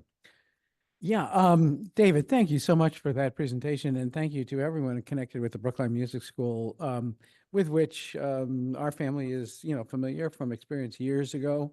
It's amazing to me the many years that this school has been an integral part of education in Brookline, and operated under this, very kind of a special arrangement whereby, and this is actually what I would love to get clarification on. With the building itself is owned by the town, and I wonder if that could be clarified as to, is it owned by the school department? Is it owned by us? Is it owned by us in some form of arrangement that isn't quite the same as ownership? And to what extent do we have an obligation to make sure that we don't, in an arrangement which is more like use of the space, we don't make the space itself usable only for one thing, which then makes it very difficult if there's ever the need to find a different partner in the use of that space. So can somebody just help me with a little bit more clarity as to the relationship and the sort of guidelines for conducting ourselves within that relationship? Kara, do you want to take, or do you want to, or you want me to? Yeah. Yeah, I can jump in. So I'm Kara Bruton, Director of Planning and Community Development. I am almost certain that the property is on the Registry of Deeds is owned by the town of Brookline. But like many of our school properties, when it comes to leases, like we did with the solar panels, for example, the leases, including the existing lease the music school has, is signed by both the select board as well as the school committee. And when I understand that David is working with Joe Albuquerque on the school side to look at the existing lease and how that might be changed, because as you can imagine, the music school is going to put in this much capital investment. They want to make sure they're going to be there for more than a couple of years. And once that revised lease, and also working with town council, once that revised lease is ready, we will then come back to you and ask you to look at that document. Tonight, my understanding is David is looking for permission to have the town administrator or anybody you'd like to sign any pre-construction permitting documents like zoning board of appeals, preservation, so that the music school can move forward on finalizing those construction docs. And that signature would just be as the property owner, signing on behalf of the town as a property owner, whereas the applicant on those permits would be the music school. Thanks. That helps. Well, Paul first. I guess first, I appreciate the presentation, and I have to admit, I'm not up to speed maybe as much as others are on the Brookline Music School and its relationships to the town. So I apologize for that in advance. So I may ask some basic questions. But it does get to, I think what John raised is care, custody, and control of the building and what it means to the school and for the town, for the school to make a capital investment in a town building. And what does it mean for us to give an approval tonight without understanding what the lease is, and what the conditions of that lease are? Are we able to separate those two things, Chaz? I mean, we're happy to, obviously, if you are in need of more information on that, we're happy to do that. You know, they are a current lessee and they are working with the school department to renew the current lease agreement that they have. So the current lease agreement is in the process of being renewed.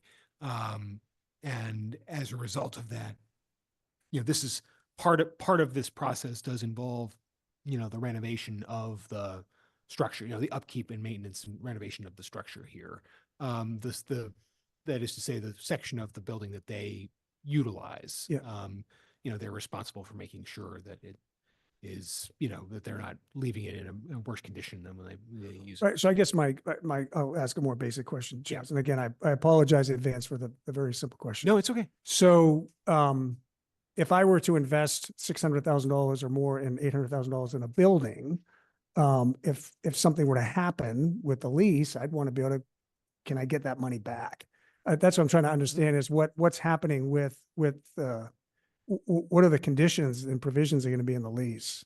I don't anticipate that there's a provision in the lease that's going to involve, you know, the potential to reimbursement, right, or clawback in the, you know, this is an investment that the music school wants to make, Yeah. And is proceeding, in my understanding, somewhat independently of this question of renewing the lease. Okay. The lease is for the space. They would like to renovate. They would like to spend their money to renovate the space. The school committee is amenable to that. But there is not, and again, the team can correct me if I'm wrong, but I don't believe that there is you know, for example, a provision that says if there's a breach of the contract, can we have the money we spent on renovating the building? Okay. I think that's important. Just to understand if we're putting I'm going to have two more basic questions, if I may, Bernard. Sure. How long has the music school been operating in the facility? 1994. So quite a while. And are there other tenants in the building, or is the music school occupy the entire building? It's just us, but the music school building is made available and used by Lincoln School. Okay. Okay. Thank you. Before Michael, let me ask a question somewhat related, I guess. Who insures the building? Is it the town's self-insurance program, or is it a separate policy? We insure the building. That's part of the lease agreement, is that we pay for the insurance for the building. Okay, Michael? Thank you, Bernard. Hello, David. I'm not Hi. sure whether this constitutes disclosure, but I should say that my wife, Elizabeth Skavish, is a musician and was a former employee at the River School as well. So actually worked for David for some time. So hello. My understanding is that the resulting improvements will remain with the building and simply become part of the building. And you know, those improvements will be taken advantage of by the leasee in accordance with the lease. But in terms of the ownership of the improvements, am I correct that those improvements will actually be owned by the owner of the building? I think that's correct. That's yes. Okay. Right. You know, Okay. ultimately, you know, it's similar to any sort of situation where you have a renter who wishes to make improvements to the property. Yeah. Ultimately, Yeah. the property owner still controls that. Sure. And I'll simply say from my own understanding, the improvements that are being proposed look excellent in terms of the improvement to the space and the ability of that space to handle the kind of programming that I understand the Brookline Music School and other similar music schools around Greater Boston to support. So I just want to put that plug in. David? The answer to this question is probably obvious, but given that you are expanding the space in order to accommodate more people, make better use of the space, I presume you also looked into potential impacts around the acoustics. And I'm just wondering what went into that thinking. We started to do that. We have an acoustic engineer lined up to analyze the final drawings. The space isn't that big that it presents terribly challenging concerns, but we want to be sure that we don't build something that does have some acoustic challenge. We don't expect that, but we're keeping an eye on it. Okay, thank you. So unless there are any other questions, I'd like to move to authorize the town administrator to sign on behalf of the town as the owner for any permits required for pre-construction permitting, including planning or zoning board of appeals or preservation commission. So, all in favor, please indicate by saying aye. Yes, John? May I ask a question first? Sure. This may seem like a trivial matter, but I was just curious as to why the word owner has quote marks around it, which are usually used to designate so-called owner. Are we the owner or are we not the owner? You are the owner. It's just, Okay. it's a matter of me signing because I am not the owner. The town of Okay, Brookline. okay, okay, You with okay. select board or the executive body. Yeah. May I ask one other additional Sure. question, Bernard, before you vote? So Chaz, having this authority, does it stop? Does the lease still come back to us? So the lease, any final renewal of the lease, yes, will come back to the select Will- board and the school committee. Will, before they begin construction, will that become before us? Almost certainly, yes. So that's important to me is that we see the lease before construction begins, just to tie it all together is I think how Right. it would come together. And I think the other portion of this, as you can see, is this is a pre-construction authorization, right? We're stopping at the level of construction authorization. I'm not going to be able to sign off on any construction permits. That's going to come back, Thank By you for the end of the clarifying that. school year. right? Okay, so all in favor, please indicate by saying aye. John Van Scoyac, Aye. Paul Warren. Aye. David Perlman, Aye. Michael Rubenstein, Aye. and chair votes aye. Thank you. Thank you, everybody. Appreciate it very much. Good luck. Thank you. Okay, next, a public hearing for 7 o'clock, and we're only 15 minutes late, which is a record. Tree removal hearing appeal for Walnut High Apartments for Brookline Housing Authority on Jennifer Street. So I see that we have speakers Jennifer Gilbert, Millet Pradham, and Jack Schieffer, our tree warden.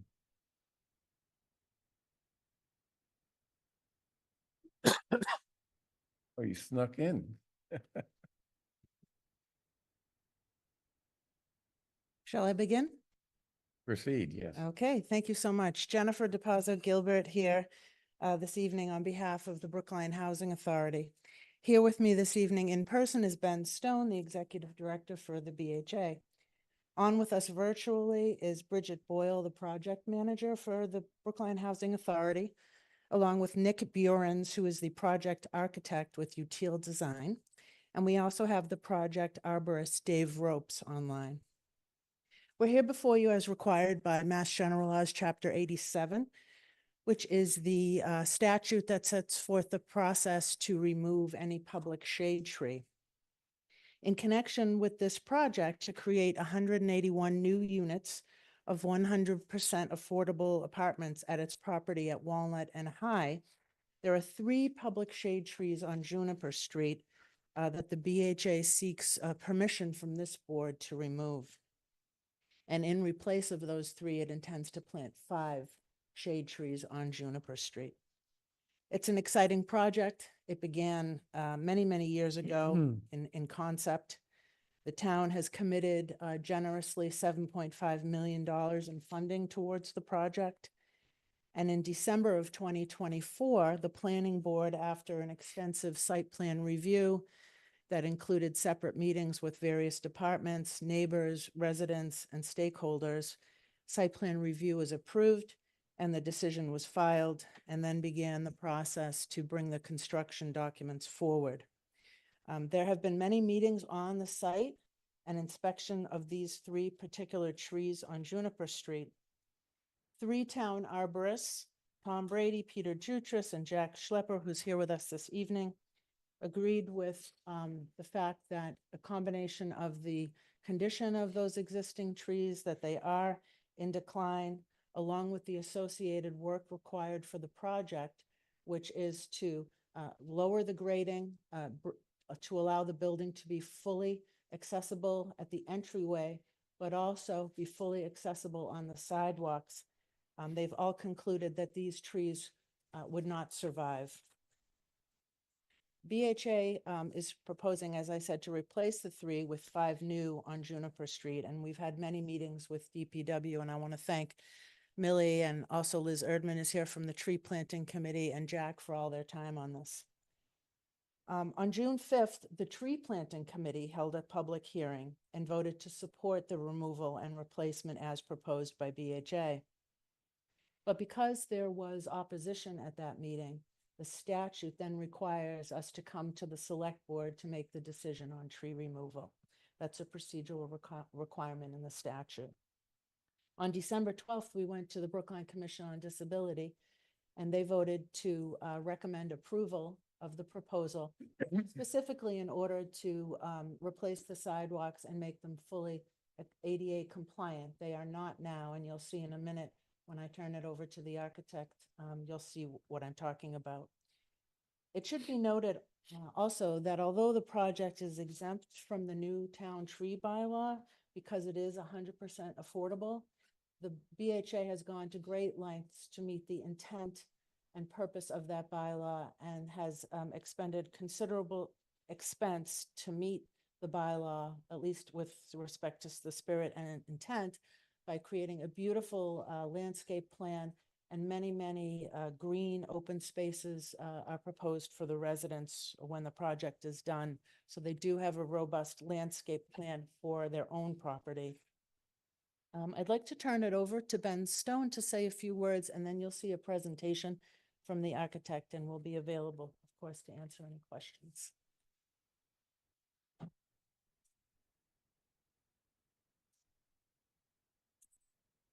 Thank you, Jennifer. I don't have too much to add beyond just to kind of orient ourselves in the project a little bit more.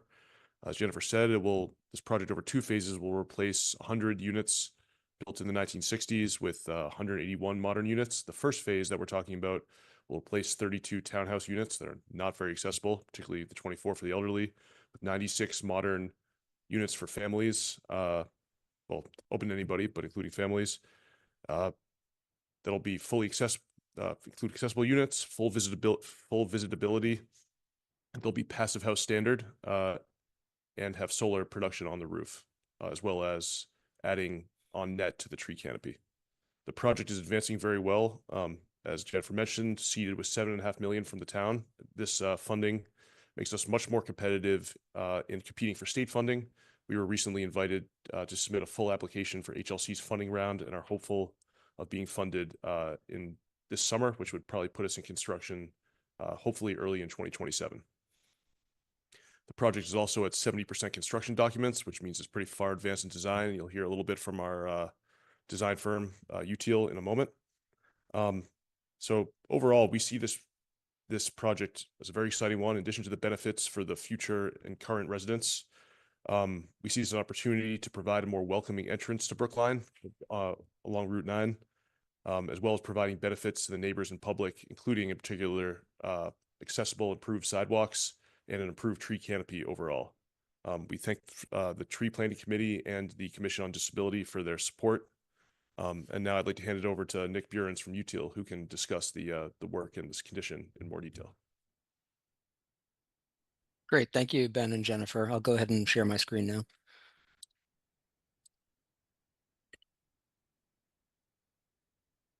Can everybody see that? Yes. Great. So as Ben and Jennifer mentioned, my name is Nick Burens. I'm a principal at UTIL. We've been working with the Housing Authority throughout this planning process for this exciting project, a redevelopment of the Walnut High Apartments. And as Ben mentioned, we're sort of in the middle of a pretty lengthy process here to deliver 181 units of new affordable housing to the town over 2 different buildings. But that process really started with a pretty in-depth analysis and understanding of the existing conditions on the site. And we went through a lengthy feasibility and conceptual planning process and ultimately the site planning and planning board approval process that Jennifer mentioned in 2024. That process was informed very much by review and analysis of the trees that exist on the site. And you see here on the left-hand side of the screen, the existing tree protection plan, which maps out all of the trees that are on the site, those of which can be retained, those of which need to be replaced. And that's really complemented by this very robust planting plan and strategy that you see on the right, where we're adding a substantial number of net new trees to the site overall, really with an aim of, improving long-term planting health, tree canopy coverage, and sort of overall site sustainability for this project at the outset when it's complete. The process that we went through to establish these recommendations, was in coordination with our arborist consultant who's here with us this evening. And we did a very thorough evaluation of every single tree on site, and that involved going in and identifying every single specimen, sizing it, identifying the species, and then making some preliminary evaluations about the overall health of each individual a member there on site, and looking at the structural integrity of each individual tree, and then making some preliminary recommendations about the long-term survivability and the viability of these trees to remain during the redevelopment process. And I think, as Jennifer mentioned, while these are significantly sized trees, they are unfortunately already in decline, and only in fair health and suffering from some lack of structural integrity, particularly in their upper canopy. And really the reason for that is because of the very challenging growing conditions that these trees exist in. They're sandwiched, between a fairly narrow public sidewalk along Juniper Street and then this existing retaining wall, which dates back to the original development of the site in the early 60s, with the Housing Authority. And as you'll see here in some of these more detailed photos, that combination of factors is really creating some pretty undesirable growing conditions for these trees. There's a very narrow strip of soil of planting volume that's available for these trees to grow in. And that, in combination with this retaining wall directly behind them, is forcing the roots to clump and bundle, to have very limited access to soil and nutrients, and then forcing them out underneath the sidewalk. So that's not great for the health of the trees. Obviously, that's why they're in decline. And it's not great for the sidewalk either. It's causing accessibility issues. It's causing safety issues and tripping hazards.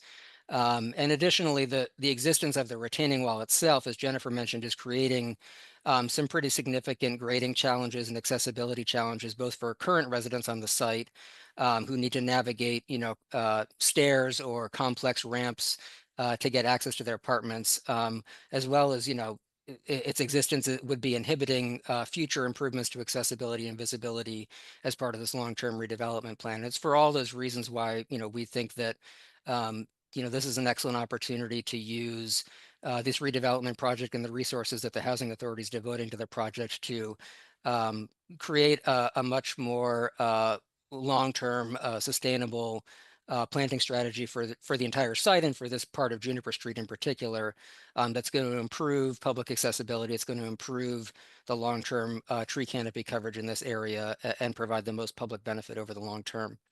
And you'll see here in this series of diagrams, again, just sort of exactly what that will look like in the proposed condition that was reviewed, by the planning board. On the left, you'll see the existing condition where, again, these very large trees are quite constrained by these existing structures. Their root growth is limited and impinging on the sidewalk, as opposed to the proposed condition. The trees would be removed. They would be replaced with new trees, again, replacing the 3 existing trees with 5 new trees in a much more generous planting zone. That's going to allow for the trees, to not be impacted by the retaining wall, obviously, to not impact the rebuilt sidewalk, which will have improved accessibility and durability. And the lowering of the grades and the gentling of the slopes here will provide better access and visibility for neighbors and residents to get from the public sidewalk into the interior of the site as well. So I believe that's everything we have for you. Appreciate your attention on this matter. I'll turn it back over to Jennifer and Ben to facilitate any questions or comments you might have. Sure. Well, ready to take any questions you might have. I guess I have a question, and maybe I missed something in the process of going through this. If the housing authority is exempt from the town bylaw, why is there an appeal? Okay, because that tree bylaw is for the trees on the housing authority's site, and these are public town-owned trees. Okay. And so that falls under a separate state statute and process on request to remove. Yes. John? Mention was made of, there were people who objected to the removal of the trees. Are they here tonight? And will we have a chance to hear from them? This is a public hearing, so Yeah. anyone who wants to make a point either in favor or against will have the typical time to do so. Okay, and you would prefer that we ask our questions first? Yeah, we usually do that. Okay, that's fine. Yeah, that's fine. If I may, then I'll ask my question. It's more just to make a point.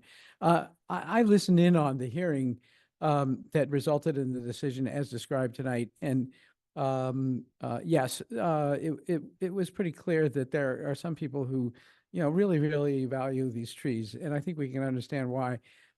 I think it's going to be a continuing challenge to us in Brookline to figure out what we mean when we say we're going to replace some existing trees, especially if they are canopy trees of these, which these 3 are, and of the reach and the expanse of trees such as these 3.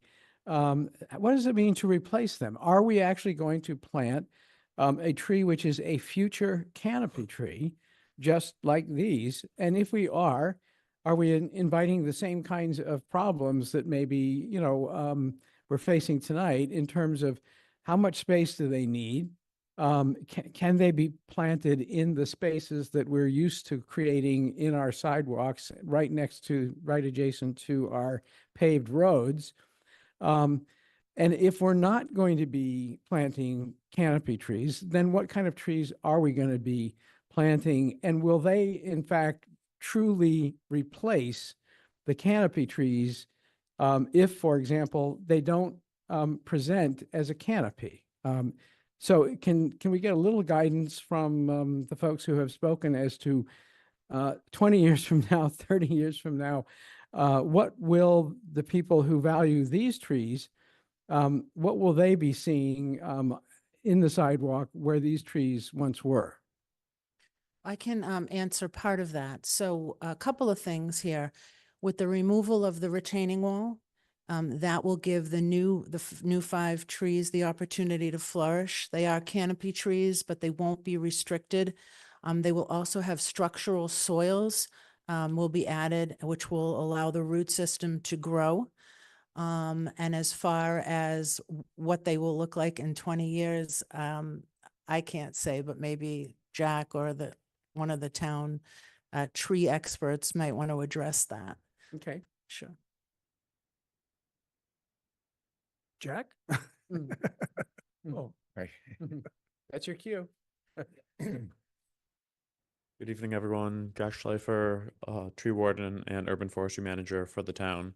And these are good and big questions that we are asking and answering as a forestry department regularly about how we can replace what's removed and what planting sites are sufficient for the long-term viability of these plantings. But in this instance, we're planning on replanting canopy shade trees in this area. I think presumably lindens, but I don't want to speak for the team.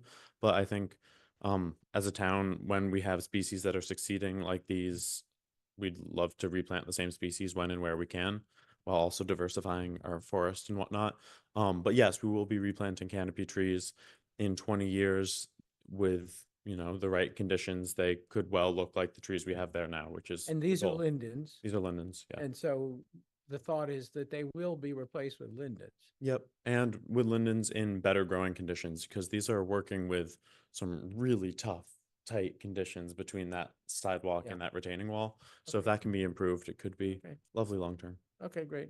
Yeah. Paul? Yeah, thanks, Jack. As you know, we've spent a lot of time together on trees because of the MBTA renovation. So I think of all the things that we talked about as part of that process, and we continue to talk about as part of that process. And then I have a couple of questions. The first is the trees which are currently on the sidewalk. Looks like they're going to be moved where the retaining wall used to be, so almost on top of the retaining wall, but the retaining wall is gone. It looks like the building's coming out a little bit. Is the building is the building expanding towards the sidewalk? Maybe the architect could explore, because I'm gonna have a question related to that. Yeah, Nick, do you want to take that question? Yeah, it is modestly closer to the sidewalk, and I think you can see here in the diagrams that are still up on the screen. Yes, that it is closer. Yep. Okay, so I want to make sure I was interpreting it. So it looks to me like there's a lot less space for the tree, canopy wise, although there is room, you know, for roots. Do you see these trees becoming a canopy if they're that close to the building? That's a good question. Yes, I think it's important to think about both above and below ground space. So it's a valuable distinction. I mean, and I hesitate to say one is more or less important than the other, but if the below ground space is improved, I don't see the slight encroachment of the building being a huge problem. It's still open on 3 sides, and I think those sides are, I would need to check maps, but south being one of them, so it should get sufficient light through all of that. And right now there's a pretty good like awning opening on that building, so there should be enough space. We have trees working in much tighter conditions in our urban context and doing okay. And then my second question is, do these remain public shade trees? Or are they moving onto the BHA property? That's a good question, and I was admittedly wondering it myself when looking at these maps and how they would stay above the retaining wall. I think we need to talk about that, but I would assume they would remain public shade trees. I was actually at trees that are planted by the municipality or tree warden, or in an oversight thereof, can be retained as public shade trees. So That's right. There's the statute calls that out, that these would remain public shade trees and the BHA would maintain them, trimming, pruning in consultation with the town.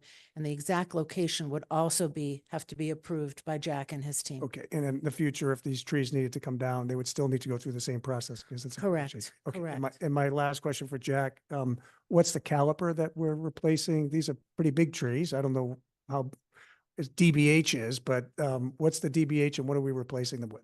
the DPH on these, I don't remember exactly, but it's in the like high 20s and low 30s, I think, respectively, for the 3 trees. And I measured it a few weeks ago, so I should remember. But they're substantial. They're substantial trees, Yeah. yeah, and they're big trees in that section of Brookline too, albeit in a really tough location. Yeah. But we'd be replanting with probably our standard, which is 2.5 to 3.5 inch caliper trees in that range. And sometimes it's like tempting to plant bigger trees to get more mature ones in there, but I'm a believer, and the data reinforce that smaller trees catch up in time and are able to acclimate. So I believe that to be best, but yeah, we'd be replanting about 9 aggregate inches of caliper. And those trees are probably 60 years old, maybe older? Hard to speculate. They could easily be up to that, yeah. Okay. Hey, David? Yeah, so I have a question that's somewhat similar to John's. How many years do you think it will take before these new trees would start to pose a problem in terms of the roots getting underneath the sidewalk? Because even in this diagram of the proposal, it looks like the roots are already a little bit under the sidewalk. It's true. I think that will largely come down to the ultimate design and implementation, just how much rooting volume there is for the trees. But I would say that if we have tree and sidewalk conflicts everywhere throughout the town because we have trees growing along our sidewalks and roads, and it's something we're well accustomed to managing as a DPW and well on top of finding solutions to continue to improve. So I wouldn't worry personally too much about that conflict in this instance because that's something we're dealing with all of our plantings and we're working hard on. But do you feel it's a conflict right now with the trees as they are? Not enough of a conflict where I would remove the trees solely because of their conflict with the sidewalk, but I have been reflecting on how hard it would be to replace this sidewalk or do any work around these trees and have any possibility of preserving them because they're in such a late stage of their lives and they have all these grading challenges around. So all to say that I wouldn't remove them solely for that reason, but if the road and sidewalk were being redone in that area, I think we'd need to have a conversation about their viability with that work. Okay, Michael. Thank you. And some of my questions have been answered, so I appreciate that. But I'm trying to understand the grading and the old retaining walls characteristics relative to the tree versus the new one. So can you tell me approximately how high the current retaining wall is above grade and how far it extends below grade? And how does that differ in the proposed regrading? Sure, Michael. I'm going to let Nick from Util Design answer that. Sure. So the existing retaining wall, I'll just go back a slide if that's okay. It varies in height. So towards the uphill side of Juniper, it really tapers down to maybe only 12 inches. Closer to Walnut Street, it's closer to 3 or 4 feet, depending on where you are. And then there was a series of sort of additional retaining walls and ramps that were constructed at the corner of the existing building there that are quite tall, probably 5 or 6 feet tall. So that height above grade varies. We don't know the exact, below grade conditions, obviously, because we haven't excavated around the trees, but we're assuming that this wall goes down to frost depth. That would be sort of a conventional construction here. So it's 3 to 4 feet, below grade. Does that answer your question, Michael? Yeah, for Okay. current conditions, and what's Yeah. the plan moving And forward? for the proposed condition, there would be no retaining wall here. The entire slope from the building would be graded down, and there would be a granite curb at the back of the sidewalk that would match the granite curb at the street. That's what you see, this little see. block right here. Yep. Yeah, okay, so that's just a curb that sticks It's up just a few curb that inches. would be, about 12 inches, and half of it would be, buried in the ground. Yep. Got it, got Yep. it. And then there's space between the tree and this back curb. Yeah, right doesn't now really we're locating the trees basically right over the property line on the housing authority's property. I think, Jack makes a fair point that we probably need to evaluate each location in more detail as we go into the construction documents and just make sure that, that specific location and the configuration of the curb is as beneficial to the trees as possible. And it sounds like from a statutory standpoint, the ownership of the trees and their, control doesn't really matter so much where they sit on the property line. So I'm sure we can find a Right. favorable solution there. Yeah.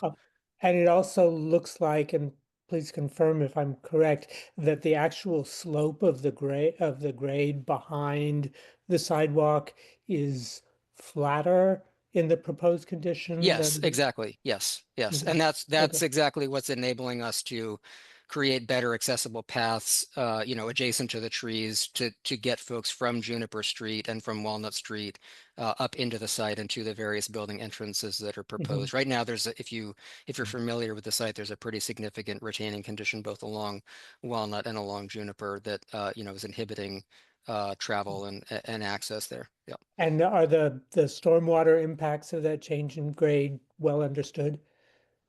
Yeah, they're pretty nominal. There's not really a big impact there. It's all pervious conditions here, so it's infiltrating. Yep. Okay. Yep. Thank you. Yep. Okay, this is a public hearing. Charlie, why don't we open the hearing and see if anyone wants to speak? Okay, this is a public hearing. Folks in the room wishing to speak should raise their hand and can be called on to approach the podium. Folks online, please use the hand raise feature to let us know that you'd like to speak, and we'll promote you and your 3 minutes will begin. So far, no one online. There are 7 people in the room and no one is raising their hand. So use the hand raise feature, folks online. 20 participants and no one is raising their hand. Okay, in that case, I will close the hearing and we will proceed to a vote. Before we, Paul, you had something? yeah, I do have a question. I'm hoping that we could hear from the chair of the tree planting committee, since we don't have the benefit of hearing what the opposition was about it. I'm hoping that you can address that. The things that you heard, I know you always ask great questions during these and you care about every tree in town. Could you help us understand what was raised, what the concerns were, and what led you to approving this? Sure. Good evening. This is Liz Erdman, the chair of the tree planting committee. And for a summary of the meeting, it was very well attended. There were about 20 people there, and we had a number of letters written before the meeting. There were many residents of the building concerned about basically kind of coming in and not wanting any changes made to the sidewalks, the tree, the retaining wall.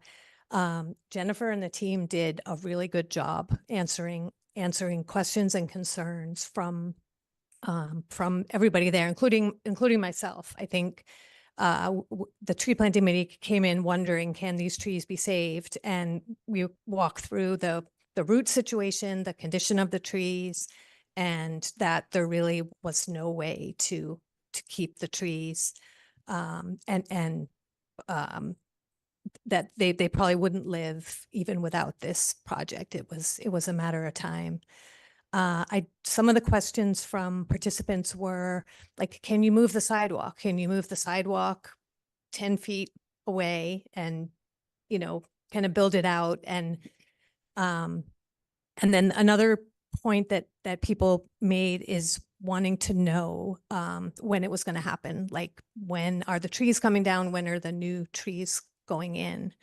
And in my experience so far, that is something that is very stressful for neighbors when a project begins and the trees come down early and they don't get planted till much later. And residents who don't know the plan, like, there's just that unsureness, like, is it going to be ravaged and not replaced? So I think seeing the plan, seeing, there was a lot of kind of positive of seeing that there will be more trees planted, that, the interior was very green, and hearing people's concerns. So that the BHA really spent a lot of time addressing concerns. And so ultimately we voted 2-3 that the trees could be removed. Okay. Thank you, and thank you, Paul. Yeah, and I have one other question for a process standpoint. Attorney DePazzo had mentioned that because there was opposition that it came to us. What's the normal course? Do we only hear these? Did someone have to appeal it to us? Was there an appeal filed, or? So, you go ahead. So the normal process is that you apply to the tree warden for a removal permit, and it goes to the tree planting committee. If no one, first it's posted and advertised, and if anybody files an opposition, it doesn't really matter what the tree planting committee says. It has to come to you by statute. But if nobody files an opposition, then the tree planting committee can vote, and the tree warden is then allowed to issue the permit. And what constitutes an opposition? Is it just a letter saying, I don't want you, anything? Anything in writing, Anything in an writing. email. In this case, there was someone that posted an opposition to the trees on the tree. Gotcha. So, Okay, all right, thank you. sure. So I learned something, so thank you. Yeah. If it's not rescinded, I think it's that night. Is that right? If it's not rescinded before or during the meeting, then it has to come to you. Gotcha. Okay, that's really helpful to know. Thank you. Okay, any other? So I have a Yeah, Mike. question, just in terms of those letters, and can you say how many of those letters were filed, and how many of the letters that were filed by residents of the BHA properties?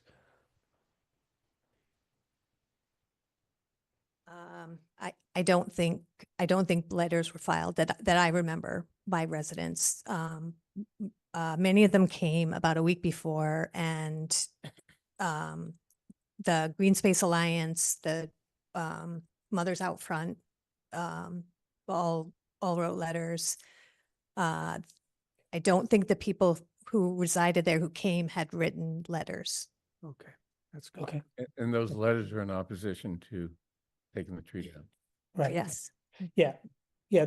The reason that I'm asking this question, just to be clear, is that I am a little concerned that we historically don't get sufficient sort of appearances from people who are resident within BHA properties in terms of the concerns of their properties. So if they were in opposition, the fact that they're not here is something to be sort of considered.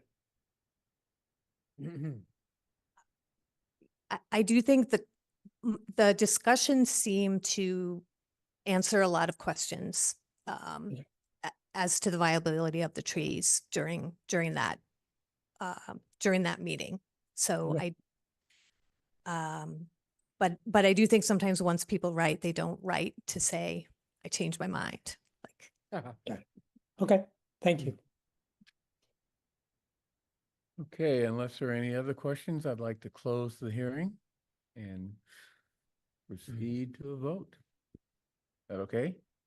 Yeah, I want to make one comment, Bernard, because I'm thinking about what we've gone through and what we've been going through because of trees being displaced from the sea line on the MBTA.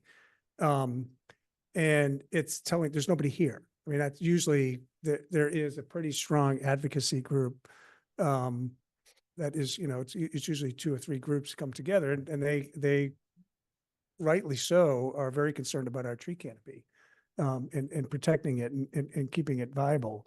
What I heard tonight was that residents of the BHA came to the meeting, and their primary concerns were about losing the trees. When were they going to be replaced? What's the impact on their lives and accessibility and walking down the sidewalk? It was more quality of life and accessibility versus, I didn't hear you say that they were very concerned about the loss of the tree canopy. They were looking for the trees to be replaced. Is that an accurate? I think they were looking for I remember a conversation like, again, can you move the sidewalk? Like, why do you need to move that retaining wall? Move the sidewalk and keep them. And then once we walk through. And The construction and the reality of construction. Right. Okay. Okay. I'm surprised that we're not seeing some of the folks that would be speaking for retaining the trees, that they're not here tonight. I don't know if they. I would just add that another huge thing, Paul, about that was that people were so excited to see that on site there was going to be so many trees added and so much green space that people could enjoy. Yeah. And I think that helped a lot. Yeah. Well, I for one, value the accessibility and certainly the affordable housing and the expansion and accessibility of affordable housing. So I'm in support of the proposal to remove and replace the trees. Okay, Charlie, just let's make sure no one else is raising their hand online. Folks online, if you wish to speak at this public hearing, please use the raise the hand feature at the bottom of the screen, and we will promote you to speak. There are 20 participants online and nobody has indicated their desire to speak. Okay, let's close the public hearing, and I move approval of the removal of the public shade trees pursuant to MGL Chapter 87, which is following written appeals received during the Tree Planning Committee's tree removal hearing. All in favor, please indicate by saying aye. John Van Scoyac. Aye. Paul Warren. Aye. David Perlman. Aye. Michael Rubenstein. Aye. And chair votes aye. Thank you. Thank you very much. Thank you. Thank you. Thanks, everyone. Next, I see we have our town clerk in the audience who's going to talk to us about a couple things coming up. First, we have the town election, question of voting on the items related to the May 5th, 2026 annual town election. That the annual town election is called for Tuesday, May 5th, 2026. And it be held at the times and locations as detailed in the town clerk's memo. And that police details for the 2026 annual town election be assigned and as detailed in the town clerk's memo. So we'll vote on each one of those separately, but have your say. Certainly. Thank you, Mr. Chair. And I'm happy to discuss all of them at once because they're all kind of grouped together. We have the annual town election coming up in May of 2026, the first of a 3-election year with elections in September and November as well. The select board, according to our town's bylaws, must vote by the 3rd Tuesday in January to set the date for that election. We're asking you to set it a little bit early, primarily because we're currently in the process of finalizing the annual town census, which is mailed out to every household in Brookline, including every household that has a registered voter in it. And if we have the date set tonight's meeting, we're able to include that information with the annual town census. We usually include a 1-pager from the clerk's office detailing elections in the upcoming year so that people have that information. So that's why we are coming to you a couple weeks early than is prescribed by the bylaw. The votes before you that were described by the chair. The first is to set the date of the town election for May 5th, which is the first Tuesday in May. The second is to set the dates for the early voting period for the annual town election. Early voting is required at state elections and state primaries. However, it is optional at local elections, so it must be approved by the select board to be held. We've seen high usage, not necessarily in state primaries, but especially at local elections and at state elections, we've seen a high usage of early voting in person. So we're maintaining the same level that we have in previous years, 1 full week of early voting during the regular business hours of the clerk's office, as well as the Saturday and the Sunday at the beginning from 10 a.m. to 4 p.m. all 3 locations at Brookline Town Hall, as well as at the Coolidge Corner Library and at the Putterham Library. A quick note, which was actually flagged for me by Select Board Member Rubenstein, is that in the proposed calendar that we had, there was a typo where it actually said early voting on that Friday ended at noon. It actually ends at 12:30. So just as a note for the board. And then the final vote is the vote to assign police details for the elections. When the Votes Act was passed in 2022, it required that the select board vote to appoint police details for all of our elections. And our police details are an incredibly valuable part of our elections team. They ensure the security of our elections. They have an important role as sworn officers who are sworn to uphold the elections and uphold the laws that have been passed in Massachusetts. And they also serve as a resource for a lot of our poll workers. They tend to be people who have extra tools in their tool belt to help diffuse situations, resolve issues, something as simple as extra height to pull down a sign that's been placed inside the perimeter, up to reports where we've had officers who speak a second language who've actually helped translate for voters who are trying to communicate with poll workers. So they're really a valuable asset on our team, and the police details are laid out there. It's essentially 1 officer for each location, some extra officers in a couple of places where we know we've had issues in the past with parking or with concerns in schools around school safety, as well as officers assigned to town hall. And then finally, a kind of coverall option for the clerk to assign additional police officers if it's deemed necessary in case a situation should arrive where an extra detail officer might be helpful. And we work closely with the police department and with the chief to ensure that we're able to do that staffing. So those are the 3 votes that are before you, and happy to discuss, answer any questions. Any questions? I have Paul? one question, Bernard. We are always thinking about things that we want to share with community members. And with the annual census going out, I appreciate that want to make sure we've got this calendar down so you can include something about voting. Is there anything else, Town Administrator Carey, that we would want to stick in that envelope if we can for these census? Well, I mean, one of the other thing that you have to remember is to send a piece of paper out to everybody. Even just the printing of that winds up being expensive. And Yeah. so the question is, do we have a message that is so important that we think it's I don't know. worthwhile? That's why I ask. If we're going to pay for the stamp, it might be, Right. do we want to put something else in that envelope? That's all I suggest. And so I think at this juncture, and you also have to be cognizant of the messaging and, what you put out there. I think given what we've done in terms of the community surveys that we've done our annual survey. It's still relatively fresh. It's from 2024. I don't think there's anything out there that we need to make in terms of this mass communication, but I defer obviously to the clerk too, if there's anything. So actually, I will note there are two other departments that do include materials in it. One is the Office of Emergency Management, always includes a little one pager with information about emergency management, and then the Sustainability Division of the Department of Public Works includes something usually related to composting or recycling or waste management efforts that they are doing over there.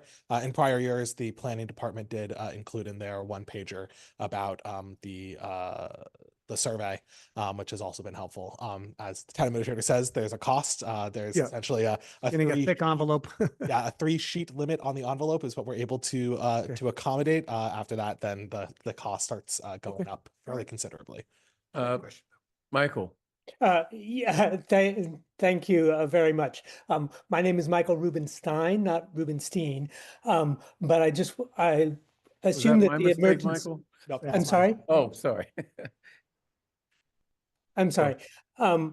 When you mentioned emergency management, I assume that you're talking about either Smart 911 or some of the other programs, Alert Brookline, to connect people on that. Yes, that is correct. So first, I apologize for the mispronouncing of your name. As somebody who goes by Kaufman with a father who goes by Kaufman, I'm quite familiar with the issue. Yes, it is the Alert 911, the Smart 911, Alert Brookline sign up is what's included in the census. Great. Thank you very much. John. I hope I didn't miss it. Is there any reference in all of this to mail-in voting? So the mail-in voting is standard for town elections. The select board has to vote to opt out of mail-in voting. Right. So if the select board doesn't take action on mail-in voting, then they do not.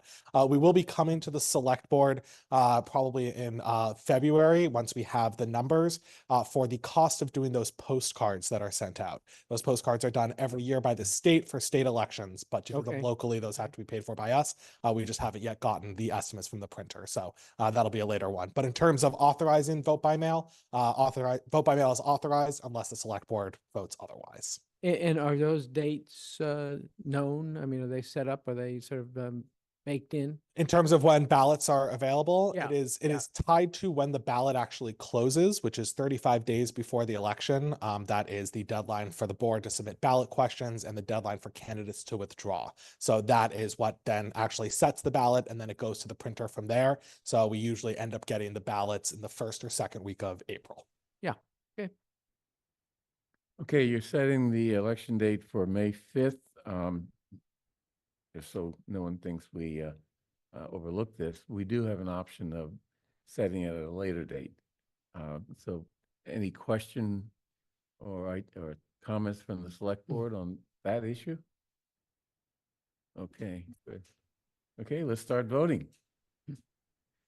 I move that we, let's see. I move that we set annual town election for Tuesday, May 5th, 2026. All in favor, please indicate by saying aye. John Van Scoyac. Aye. Paul Warren. Aye. David Perlman. Aye. Michael Rubenstein. Aye. And chair votes aye. I move that we set the early voting for the 2026 annual town election to be held at the times and locations as detailed in the town clerk's memo that's in our packet. All in favor, please indicate by saying aye. John Van Scoyac. Aye. Paul Warren. Aye. David Perlman. Aye. Michael Rubenstein. Aye. Chair votes aye. Finally, I move that the police details for the 2026 annual town election be assigned as detailed in the town clerk's memorandum in our packet. All in favor, please indicate by saying aye. John Van Scoyac. Aye. Paul Warren. Aye. David Perlman. Aye. Michael Rubenstein. Aye. And chair votes aye. Thank you for that. Don't go away. Thank you, Mr. Chair. If I actually can, just on the elections, I know I'd mentioned it at the beginning, but I always like to remind people that we have 3 elections this year. So in addition to making sure you have a plan to vote for May, there's also going to be an election in September and an election in November. So make sure you have all of those dates blocked off, and information on all of those will be included with the census mailing. And I am happy to stay, but I will say I am actually not the one proposing the dates for the annual town meeting. So Oh, that's Melissa. I will not take credit or whatever the alternative is for could those. Thank you. Okay, Melissa, talk to us about town meeting. You have in your packet the draft schedule for town meeting. We are looking to have an opening warrant of January 28th, which is a Wednesday, and then the warrant closing on February 25th, which is also a Wednesday, and that would be at noon, the closing of the warrant. If you count 90 days from that date, that puts us at a town meeting of May 26th, which is Tuesday. We are still working with the school department on a potential conflict for the second night of town meeting, but it's really just the first night that the board sets, and then we set the expectation, but town meeting will ultimately decide what the schedule is. So if you have any questions, this has been run by the moderator and the town clerk, the 2 critical components to running the town meeting. And if you have any questions, please let me know. Any questions? Any predictions on whether the 2-night town meeting would be repeated in the annual town meeting? Highly doubt it. Okay. Yes, Michael. So following up on Paul's question, sort of on the other end, if it turns out that we need to actually extend beyond 6 days to the following week, is that something that the moderator takes care of, or does that come back to us? Do we have to authorize additional days? You just set the first night. So, and then town meeting, essentially, the schedule is dependent on town meeting kind of moving that the night that they're carry over their business to the, the following Wednesday and et cetera. So. Okay. Okay, any other questions? Okay, I move approval of the, I move approval of setting the dates for the 2026 annual town meeting as, let's see, opening the warrant on January 28th and closing the warrant on February 25th. And a town meeting that starts on May 26th, my birthday, by the way. I think we can take all those together. All in favor, please indicate by saying aye. John Van Scoyac. Aye. Paul Warren. Aye. David Perlman. Aye. Michael Rubenstein. Aye. And chair votes aye. Thank and you. Unless there's someone in the audience hiding behind one of the chairs or someone online that would like to provide public comment at this point, is there anyone, Charlie? Folks in the audience online can use the hand raise feature at this time if you'd like to make a public comment at the end of the select board's meeting. Okay, hearing none, I will end the meeting. Thank you, everyone.